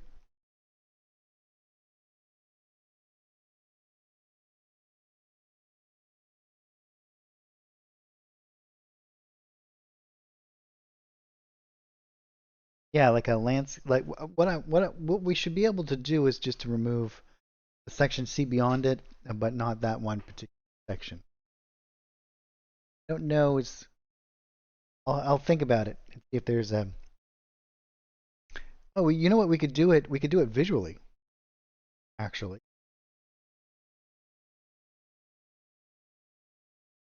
We could just do it with images. But regardless, I don't want to get too hung up on it. I have a limited amount of time, and I love to go into tangents and try to explore different possibilities and figure out new ways to use the system. But yes, I know I can get sidetracked so easily. Okay, great. So we have this, and what we can also do is we can incorporate this into all of this system well, right? So what we can actually do is intersect elements. So if we were to, we have these trim interior occluders, right? So we can actually like cut out and add in additional elements here.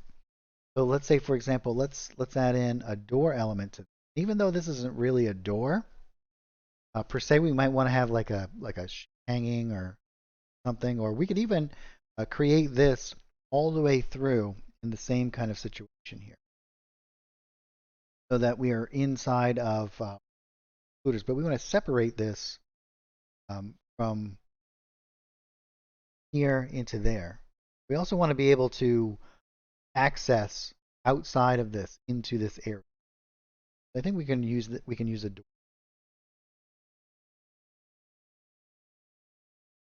So I think if we just drag out a door, cut that open.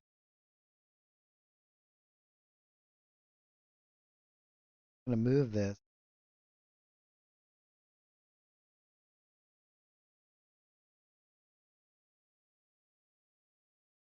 Of these strange cases.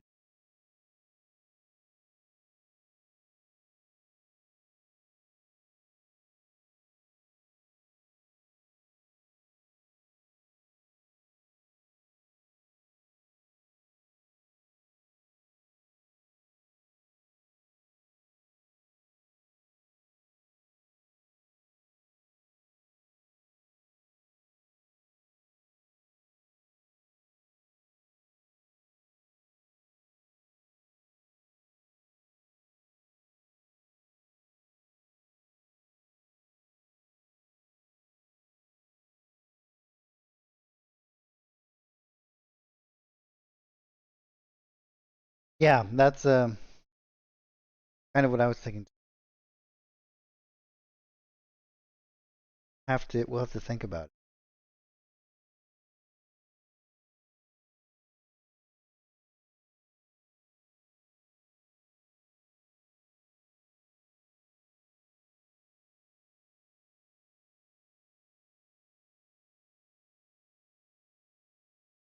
Now let's see how this in.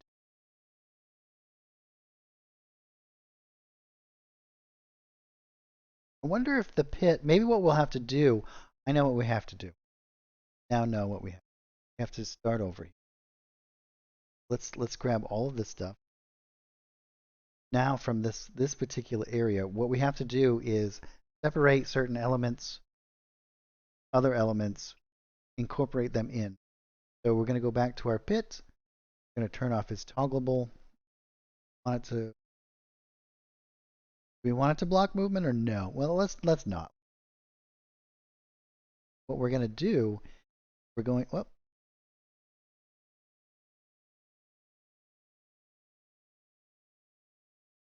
I have to double click when I.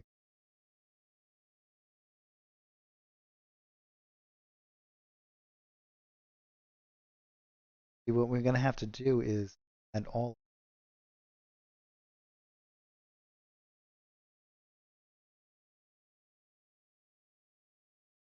And I'm just going to do this really quickly. We can get on to light.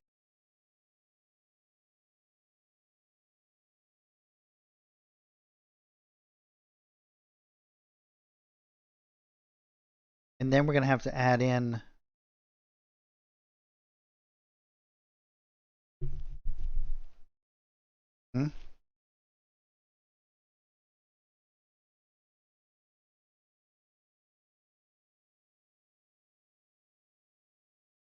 right, it'll block light from the outside, but you also won't be able to see past it. But it's a good idea. What we need is something that inhibits sight inside of it, but not beyond it. Which we'll have to do that with like visual. Yeah, I think that this is where we want it. So when you're down in the pit, as you can see, you'll be able to, as you move around, be into it. And then once we add in our lighting scenario, kind of see how this is.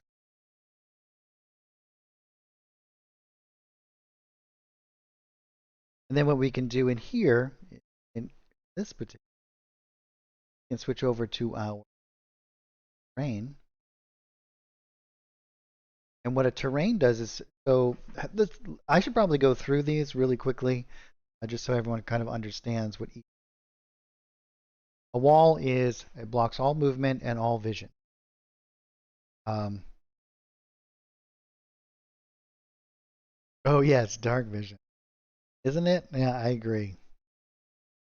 So uh, the wall blocks all movement and all vision from both sides. Terrain blocks only vision from the opposite. Here, let me just kind of show you quickly. Create a terrain element right here, and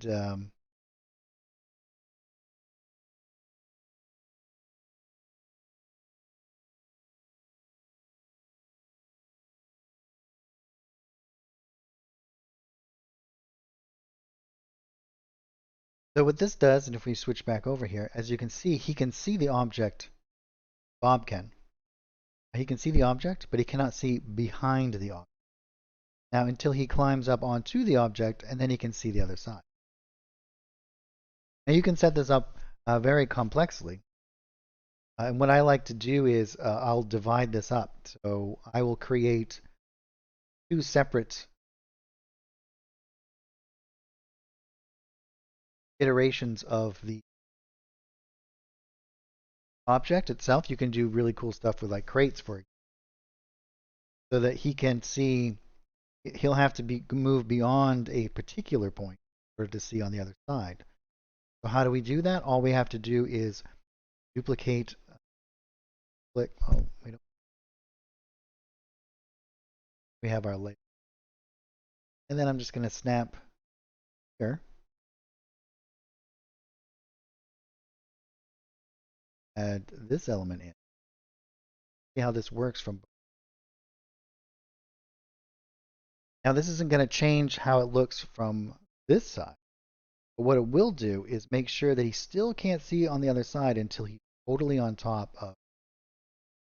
Now the other thing that it does is it makes it so that as he moves around to this side, he can't see anything because the object is leaning in this direction. And what we can do is actually kind of change these occluders as we around here. We this, and then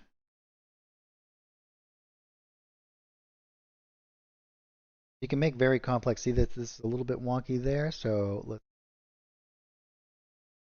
actually probably what we want to do is delete that one, make it more simple.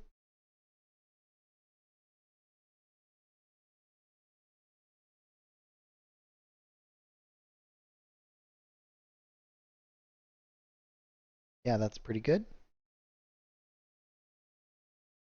Areas that Bob can actually see.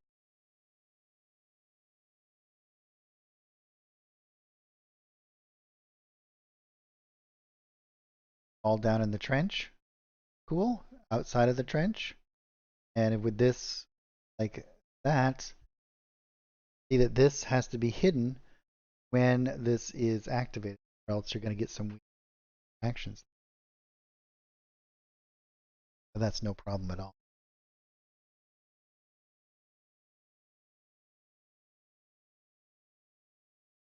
Because once you hide a layer, so probably what I should do is set these.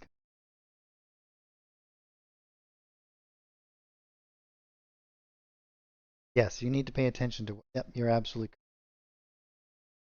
Talon Vamp knows what's going on.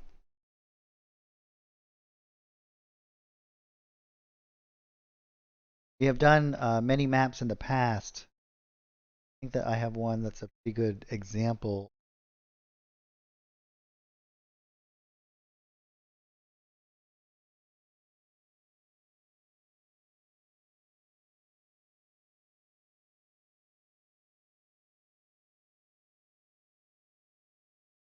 One.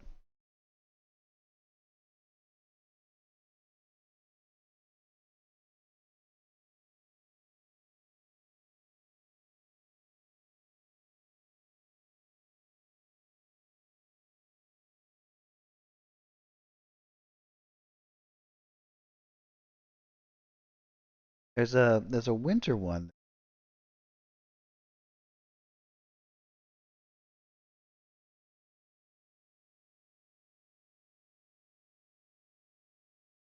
that has a nice.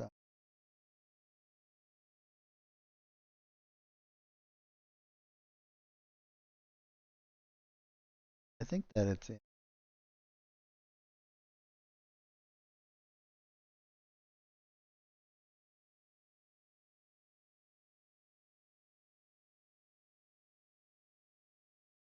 Oh, you know what else we have? Yeah, this one. The snowy map that we made a while ago, a long time ago. But here we did something simple. We have a cave entrance. What we have done is separated these into. Have tons of stuff here. Remove this, and then down in the cave. Cave has its own line of sight. What you can actually do is you can hide the cave as well. Easily kind of navigate through. I think we also did the same thing with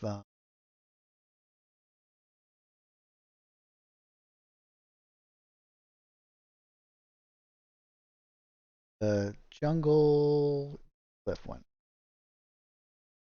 We did this one a little bit different. We just quickly of some of the stuff that we did in the past.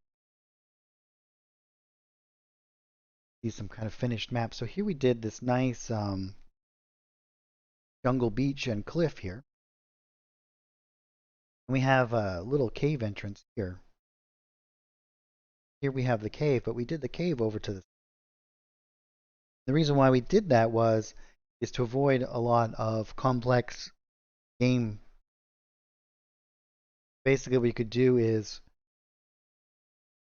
Oh, thanks. Yeah, we did a lot of cool effects on the ocean. And this is all from the ocean's all from the coastal backpack. And all of this stuff is a mixture of like jungle.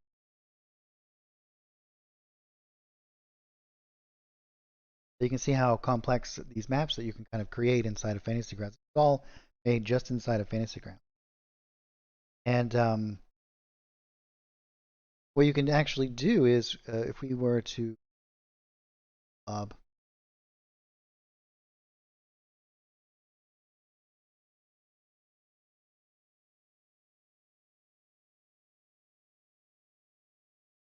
map over, and I don't think I have any line of sight up on this, ready to be done.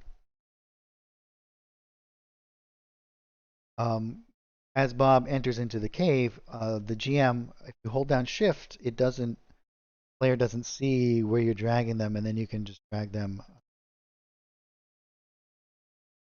and then Bob can go in and.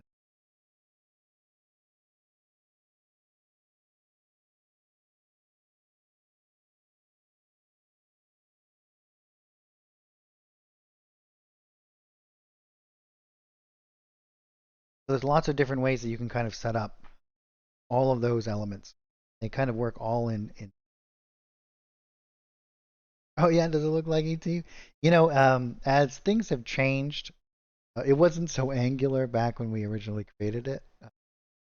We can probably.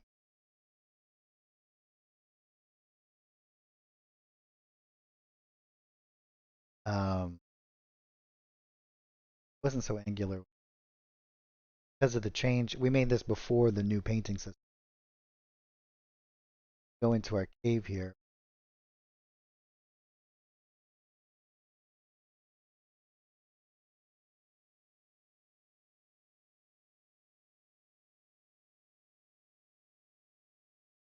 This is the one of the great things that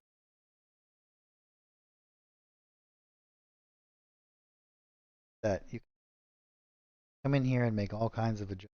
Here we bones and like a little creatures layer in here. You can really go in and sky's the limit. Kind of create.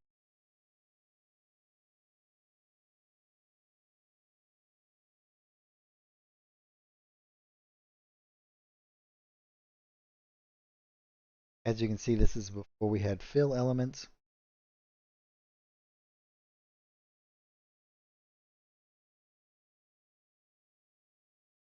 Oh yeah, I'm sure if we go over here.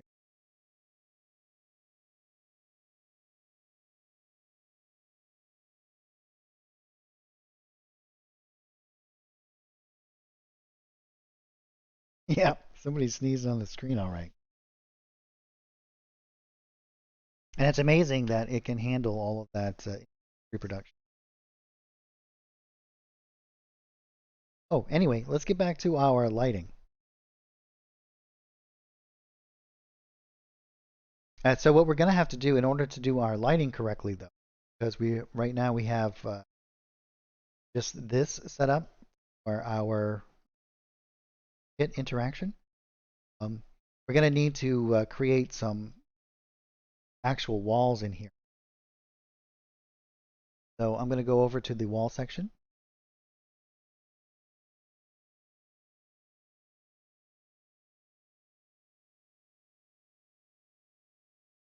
And you can layer these on top of each other.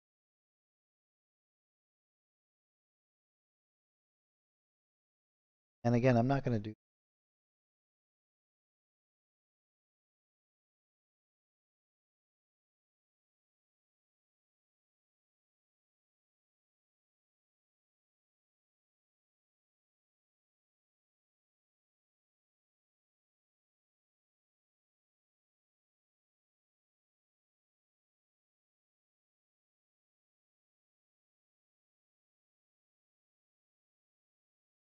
Grab Bob.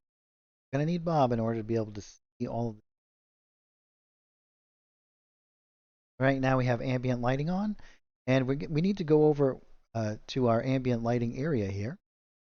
And we need to create a mask for it. Right now we're in hide area. So we're going to want to hide all of this area. Our ambient.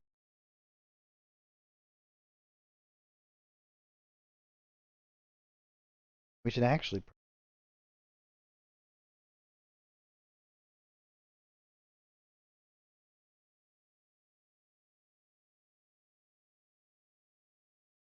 I'll show you how you kind of set up your light.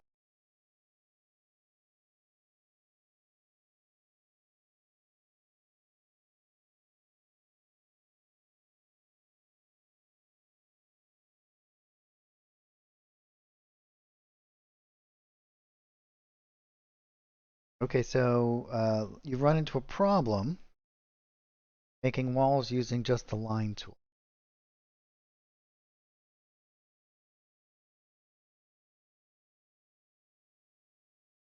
Have you? I haven't seen that either. Are you sure you're using a wall and not another type of occluder?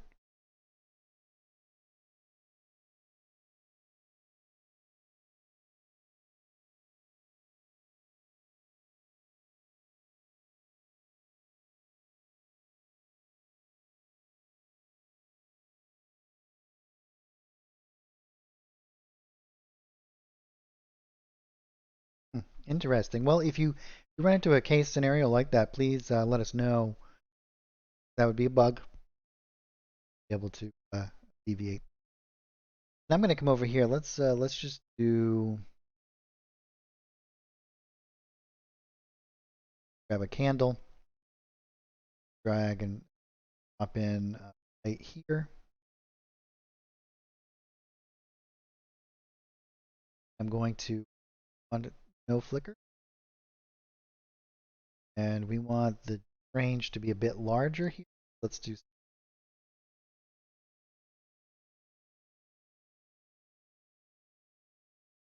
And we're going to change our draw off here. I even do both, and then let's.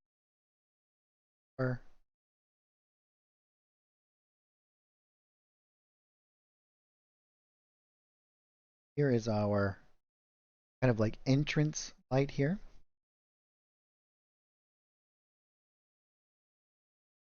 Yeah, if you run into a problem like that, you can pack up your if you make a post about it, on the forums is usually the best way, or you go into Discord and somebody will have you send them your campaign and they'll look at it and they'll be able to identify if there's a real bug there, they'll fix it. We want this to be completely kind of shrouded in dark. What we did is we created a mask of our ambient light source here. So as we play with Bob here, let me just reset his. Actually, let's put him in the trench first. Ability. So here we are. We're in the trench. What he can do now is he can just see in a little ways from the ambient light. We can make this even if he walks in here, as you can see, he can't walk through the walls. He can explore further down in there. We have our ambient light source out here. If he moves up here, you can see we have all of this stuff kind of turned. We haven't really the dynamics of being above and below ground yet.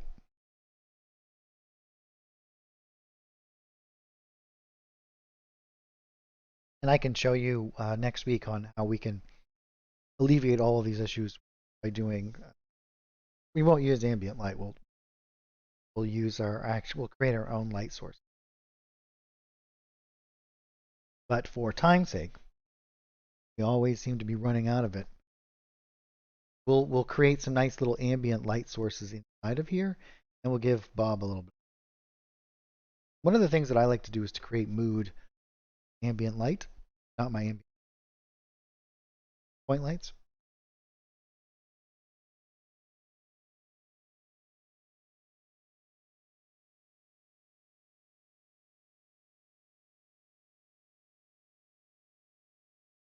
Yeah, try to recreate it.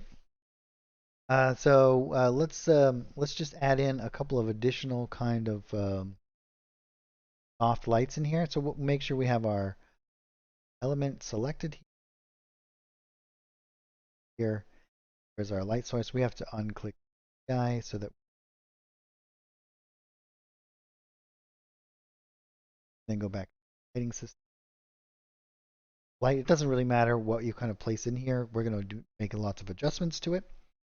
So what we're going to do here is first we're going to take off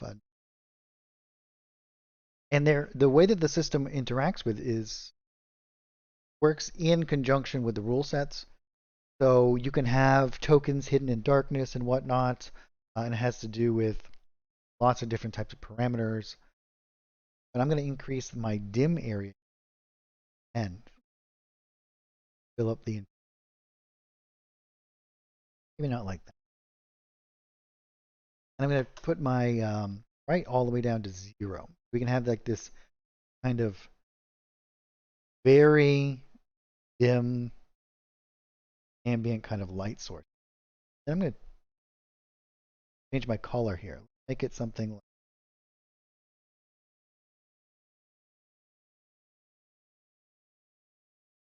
turn off our adjust colors and you can see that there's you have to make adjustments to all of this, the shadows and what based off of the light source of present. But here we have this like full, barely visible.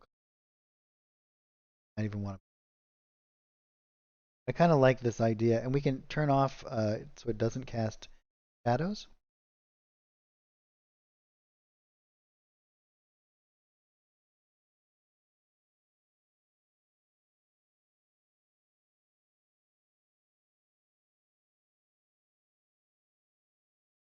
Isn't it? Change.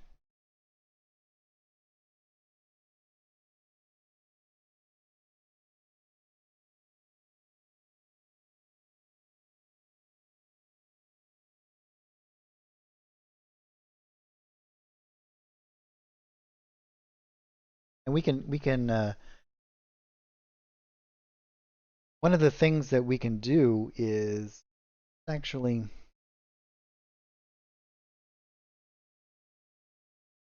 is you can use the L panel.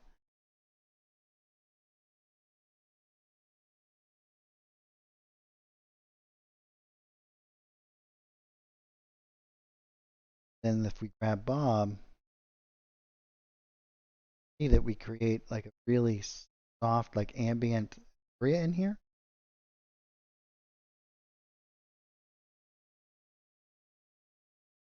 There's this like cast shadow over here, but let's see if we can. I don't want it to cast.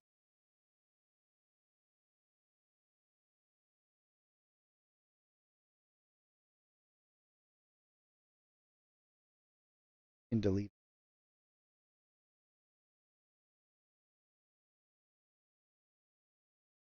Maybe we have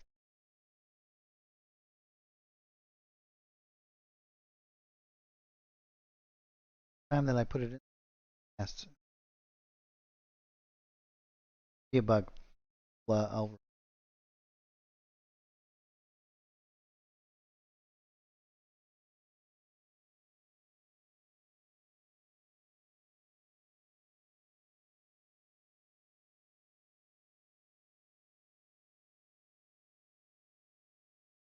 Whoops! I just accidentally did.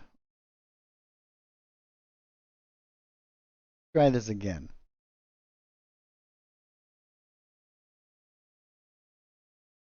Let's turn off our.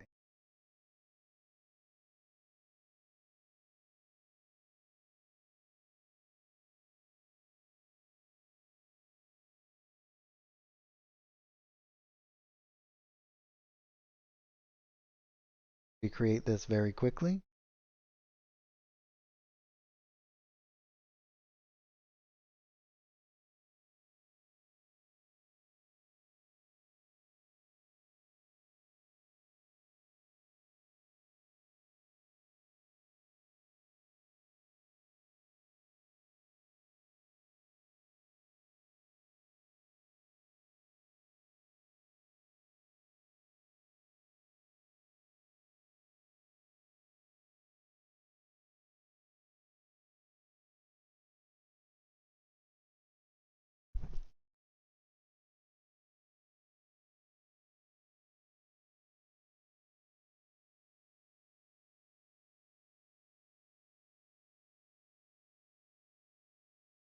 I'm gonna set this up.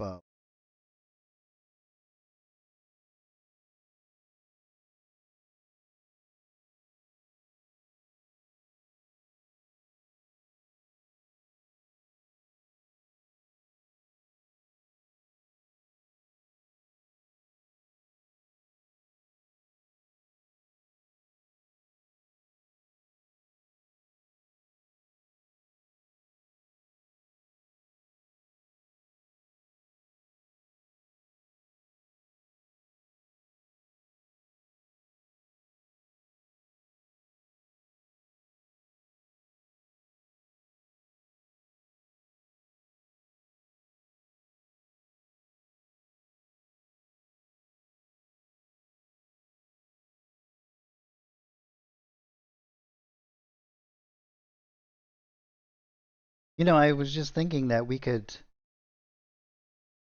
Yeah, I just thought of a way that we could do the trench lighting system. I think using the ambient. Let me just try this really.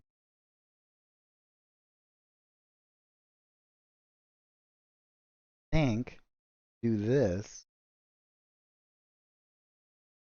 on ambient light, right? And you can create a mask.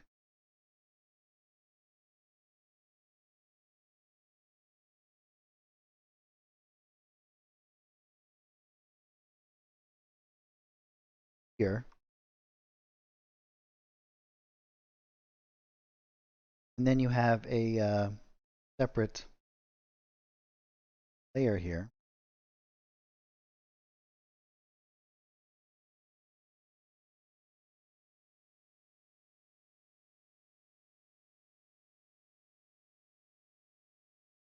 And so you can have this unable to be seen up, and then you have a series of lights illuminate this.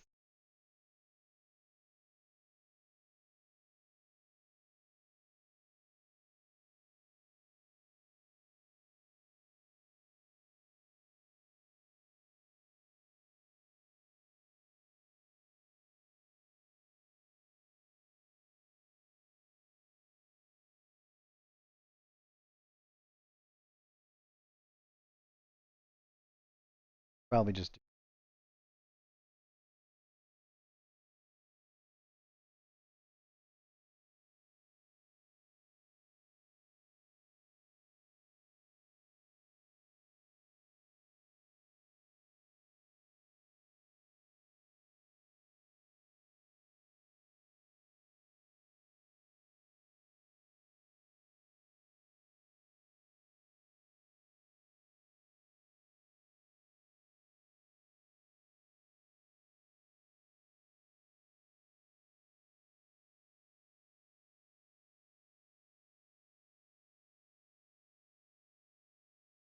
and you could hide this. You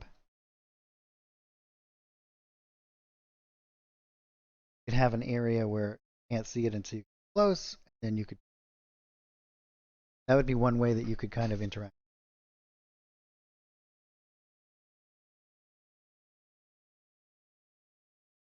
Howdy. Yeah, that would work well, I think. Regardless,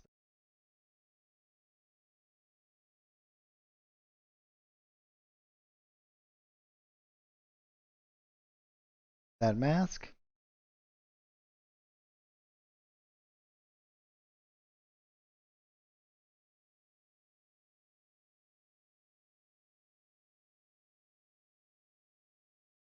Alrighty, so let's continue on our little road here. I'm gonna turn off. Maybe have my little.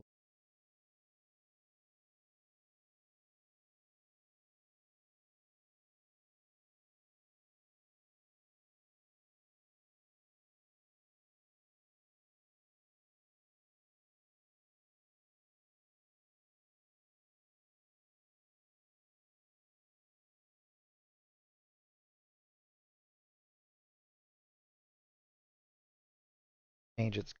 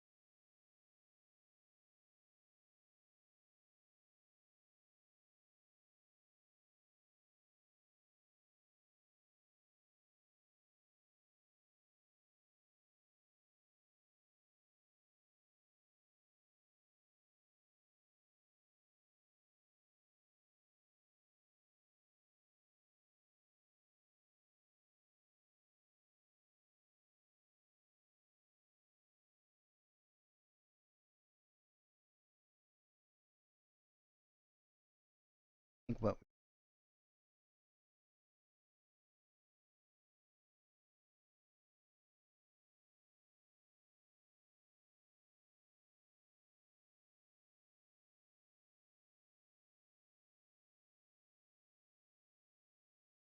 Will there be any theme art packs like Dwarven Elven Ruins? Yeah. Yep. Lots of stuff like that.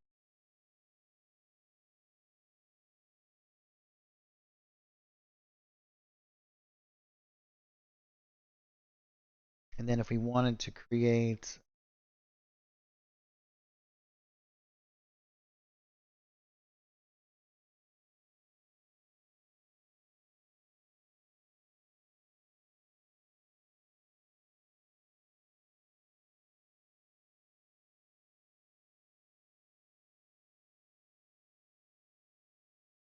interior lights, what I'll actually do is in select all of these at once because they're all the same.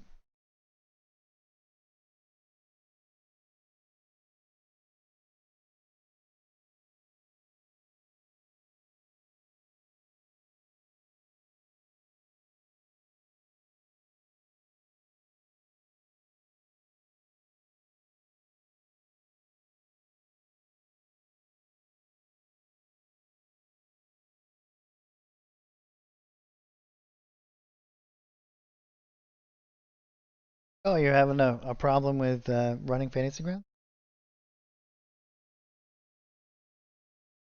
Yeah, you should jump over into the Discord. I'm sure that there's a customer service there that more than happy to help you.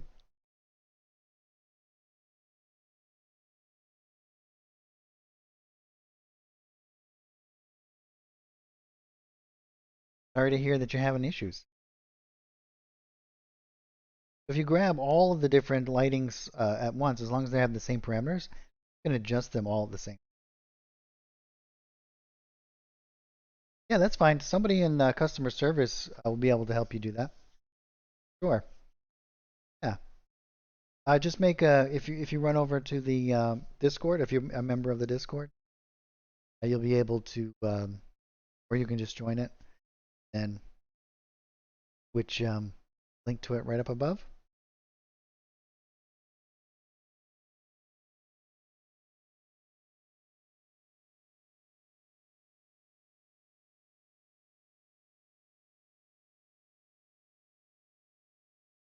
And as long as all of the lights have the same parameters, you can adjust them all at once.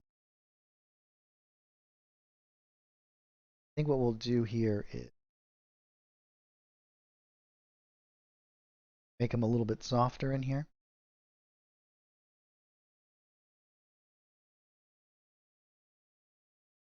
Unfortunately, I probably am not the one to help you. I just do basic stuff.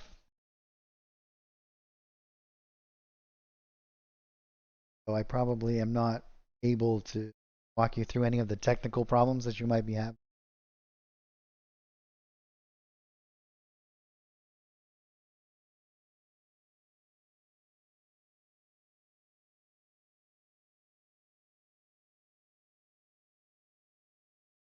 And then we can do individual.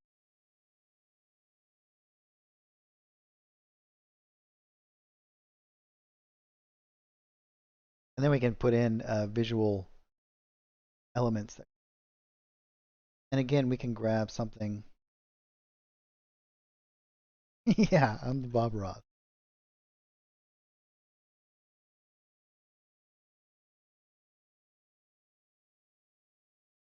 And we'll do this again over here, which will be like the light source coming in from the.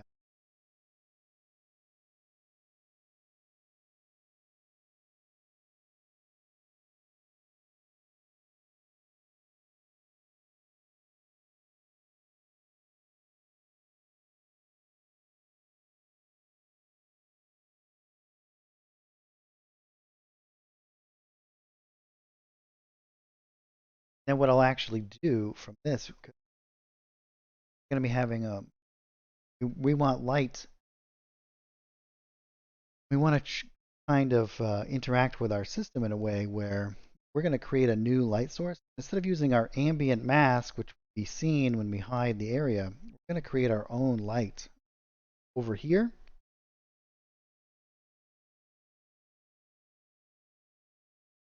So again, we're going to come back in here, off, light source.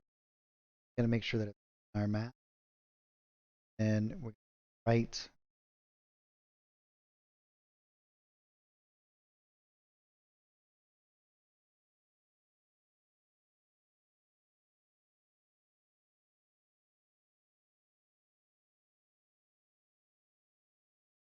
And I'm just going to, it's going to overshadow all. We're going to block it out.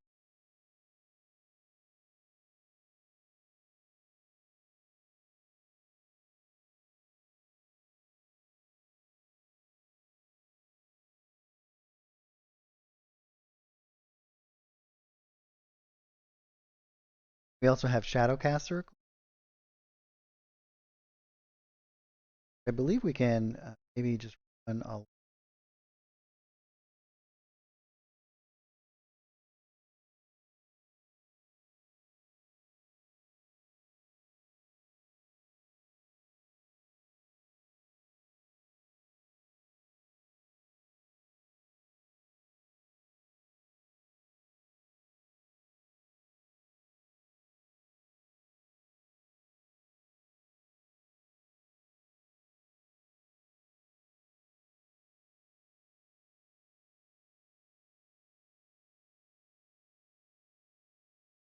Yep, happy little light.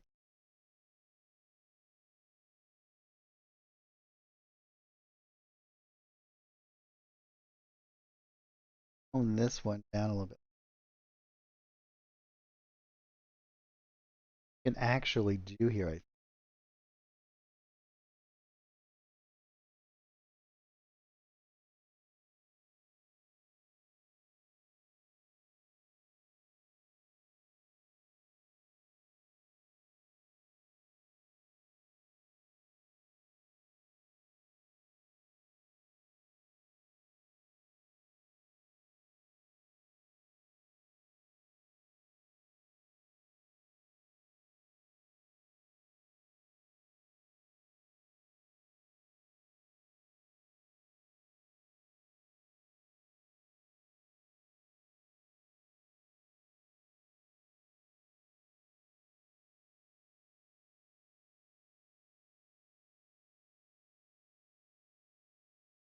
And we will set up out of our ink, right? Because we don't want it to act out.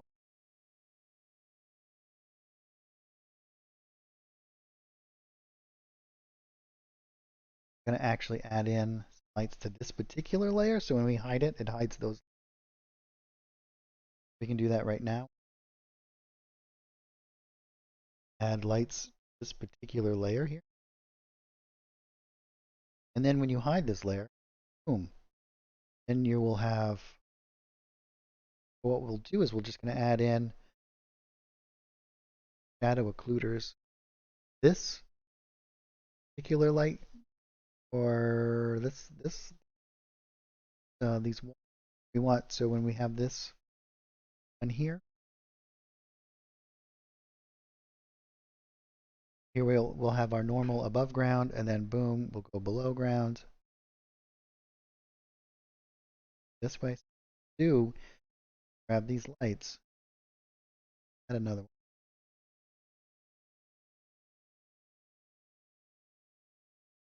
I'm going to adjust these, change them. Oh, and we'll jump in here. Now we can select both of these. Let's drop this. Good. Starting to, might even be able to get.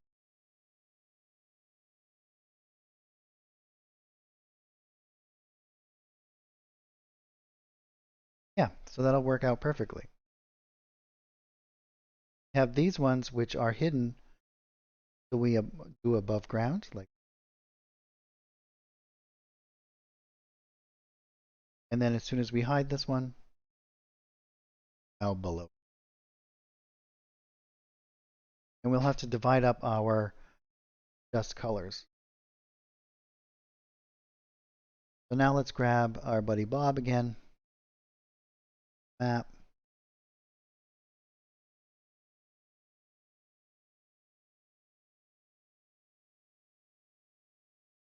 Pretty good. And then here we have Bob. Obviously, we still have to work out inability to get into here because it's all just on it. So we have walls that will be there as well. Then as he goes down into the pit, act. This little element right here is care of that right now. Lights. What I'm going to do is I'm just going to grab over here one. I'm going to increase ambient dim area. This. We have most of this kind of like in this dim light. Very atmospheric.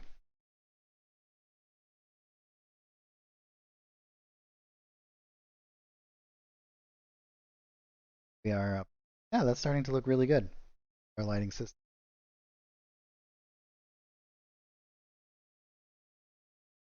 All right, guys. Well, it's getting close towards the end of the stream here.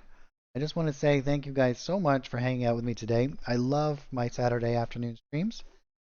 It's I really look forward to it. I really enjoy doing these with you guys. We run into a lot of thought-provoking things, which I think is great and helps improve the product tremendously. All of these real-world kind of examples, we overcome and figure these things out. I think it's awesome. You too, Town Vamp. Really appreciate it. You bet. I'm here every Saturday. I start at 3 p.m. Eastern Time, and we run till about 5:30 or 6, depending on what we're doing.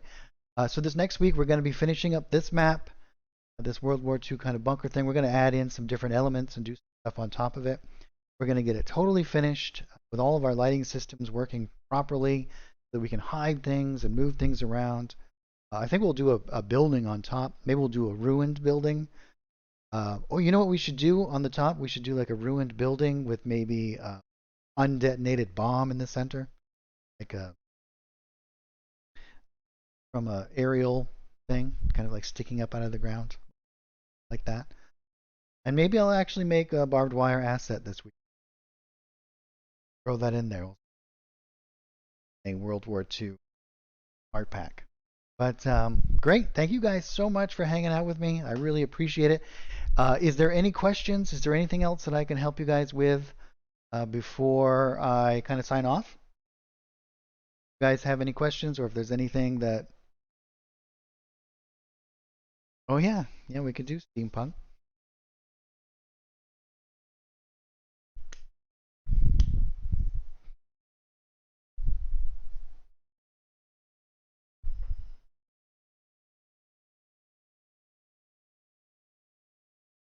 Oh yeah, you too. Thank you. Um, and also, if you guys have any suggestions, if you're using an art pack and something doesn't work quite right, or if you think that there should be something, let me know. I'm more than happy to make adjustments or to change things. If there's art packs that you guys would like to see be created, let me know. I'm more than happy to do that as well. Obviously, it depends on what's going on and whatnot when they might come out, but I want to create all of the things that you guys want to see. In addition to that, there's a lot of great stuff going on behind the scenes, so I'm super excited about some of the new stuff that's coming. Yep. You get access to the sub is $5 a month or $50 a year, and you get access to every art package that we have released so far or will be releasing. In addition to that, you get all of the themes. I think that it's like 40 something products now we're up to. We're talking like maybe like 20,000 images.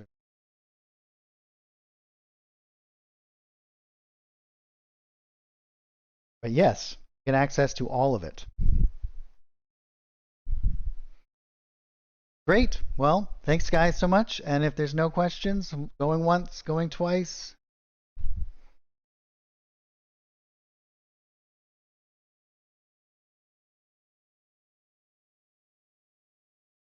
Oh yeah, that was a fun one.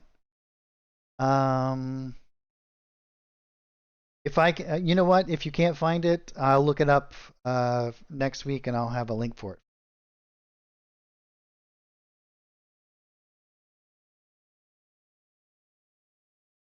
Yeah,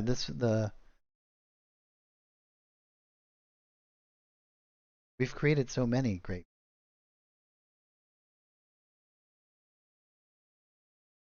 Frog King. I guess it's not layer. It should be layer, isn't it?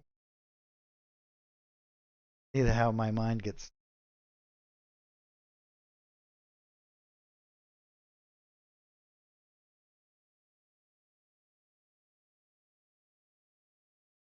Yeah, we actually like built this little throne and we did all of these like cool little puddles.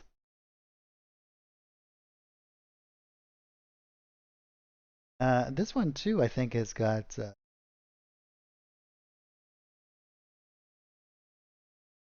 Like these cool, like different kind of colored lights on the inside.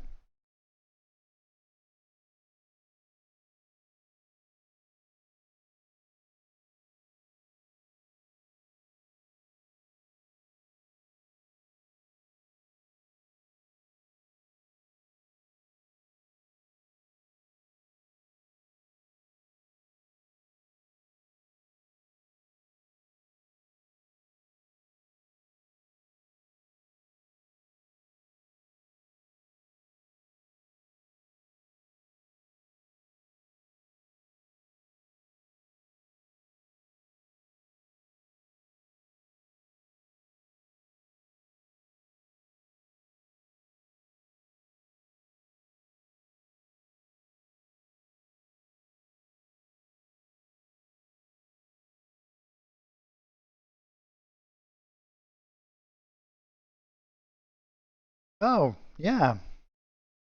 Oh, thank you so much. Yeah, this is you know what? I used to make lots of maps in, well, that's what I did for a long time. Made them primarily in Photoshop, and I found that making them in Fantasy Grounds is way easier now than Photoshop. Similar.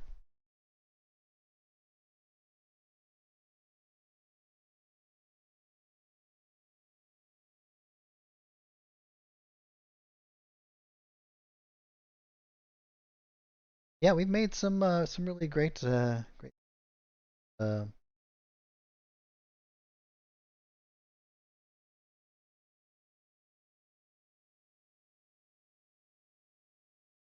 even remember all.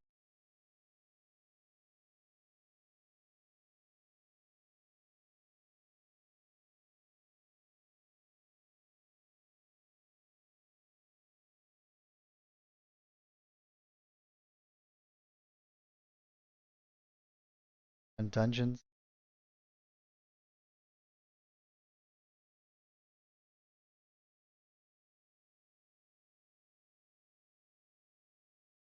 This was created with the dungeon.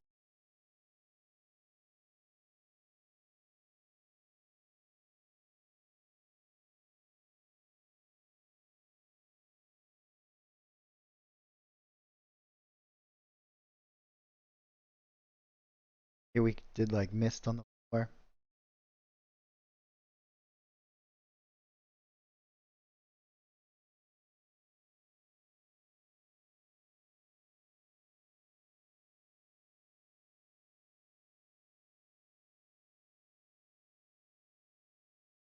We created a couple of weeks ago. We did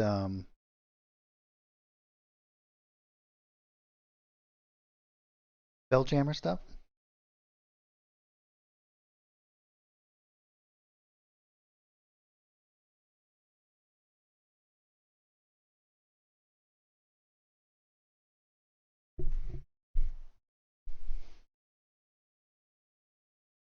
Yeah, yeah, absolutely. Yep. And if not, all of it gets put up on YouTube, and I think you can watch it on Twitch again. Great. Well, thanks everybody so much. I'm going to sign off and have a wonderful week. We will see you all next time. Take care, everybody.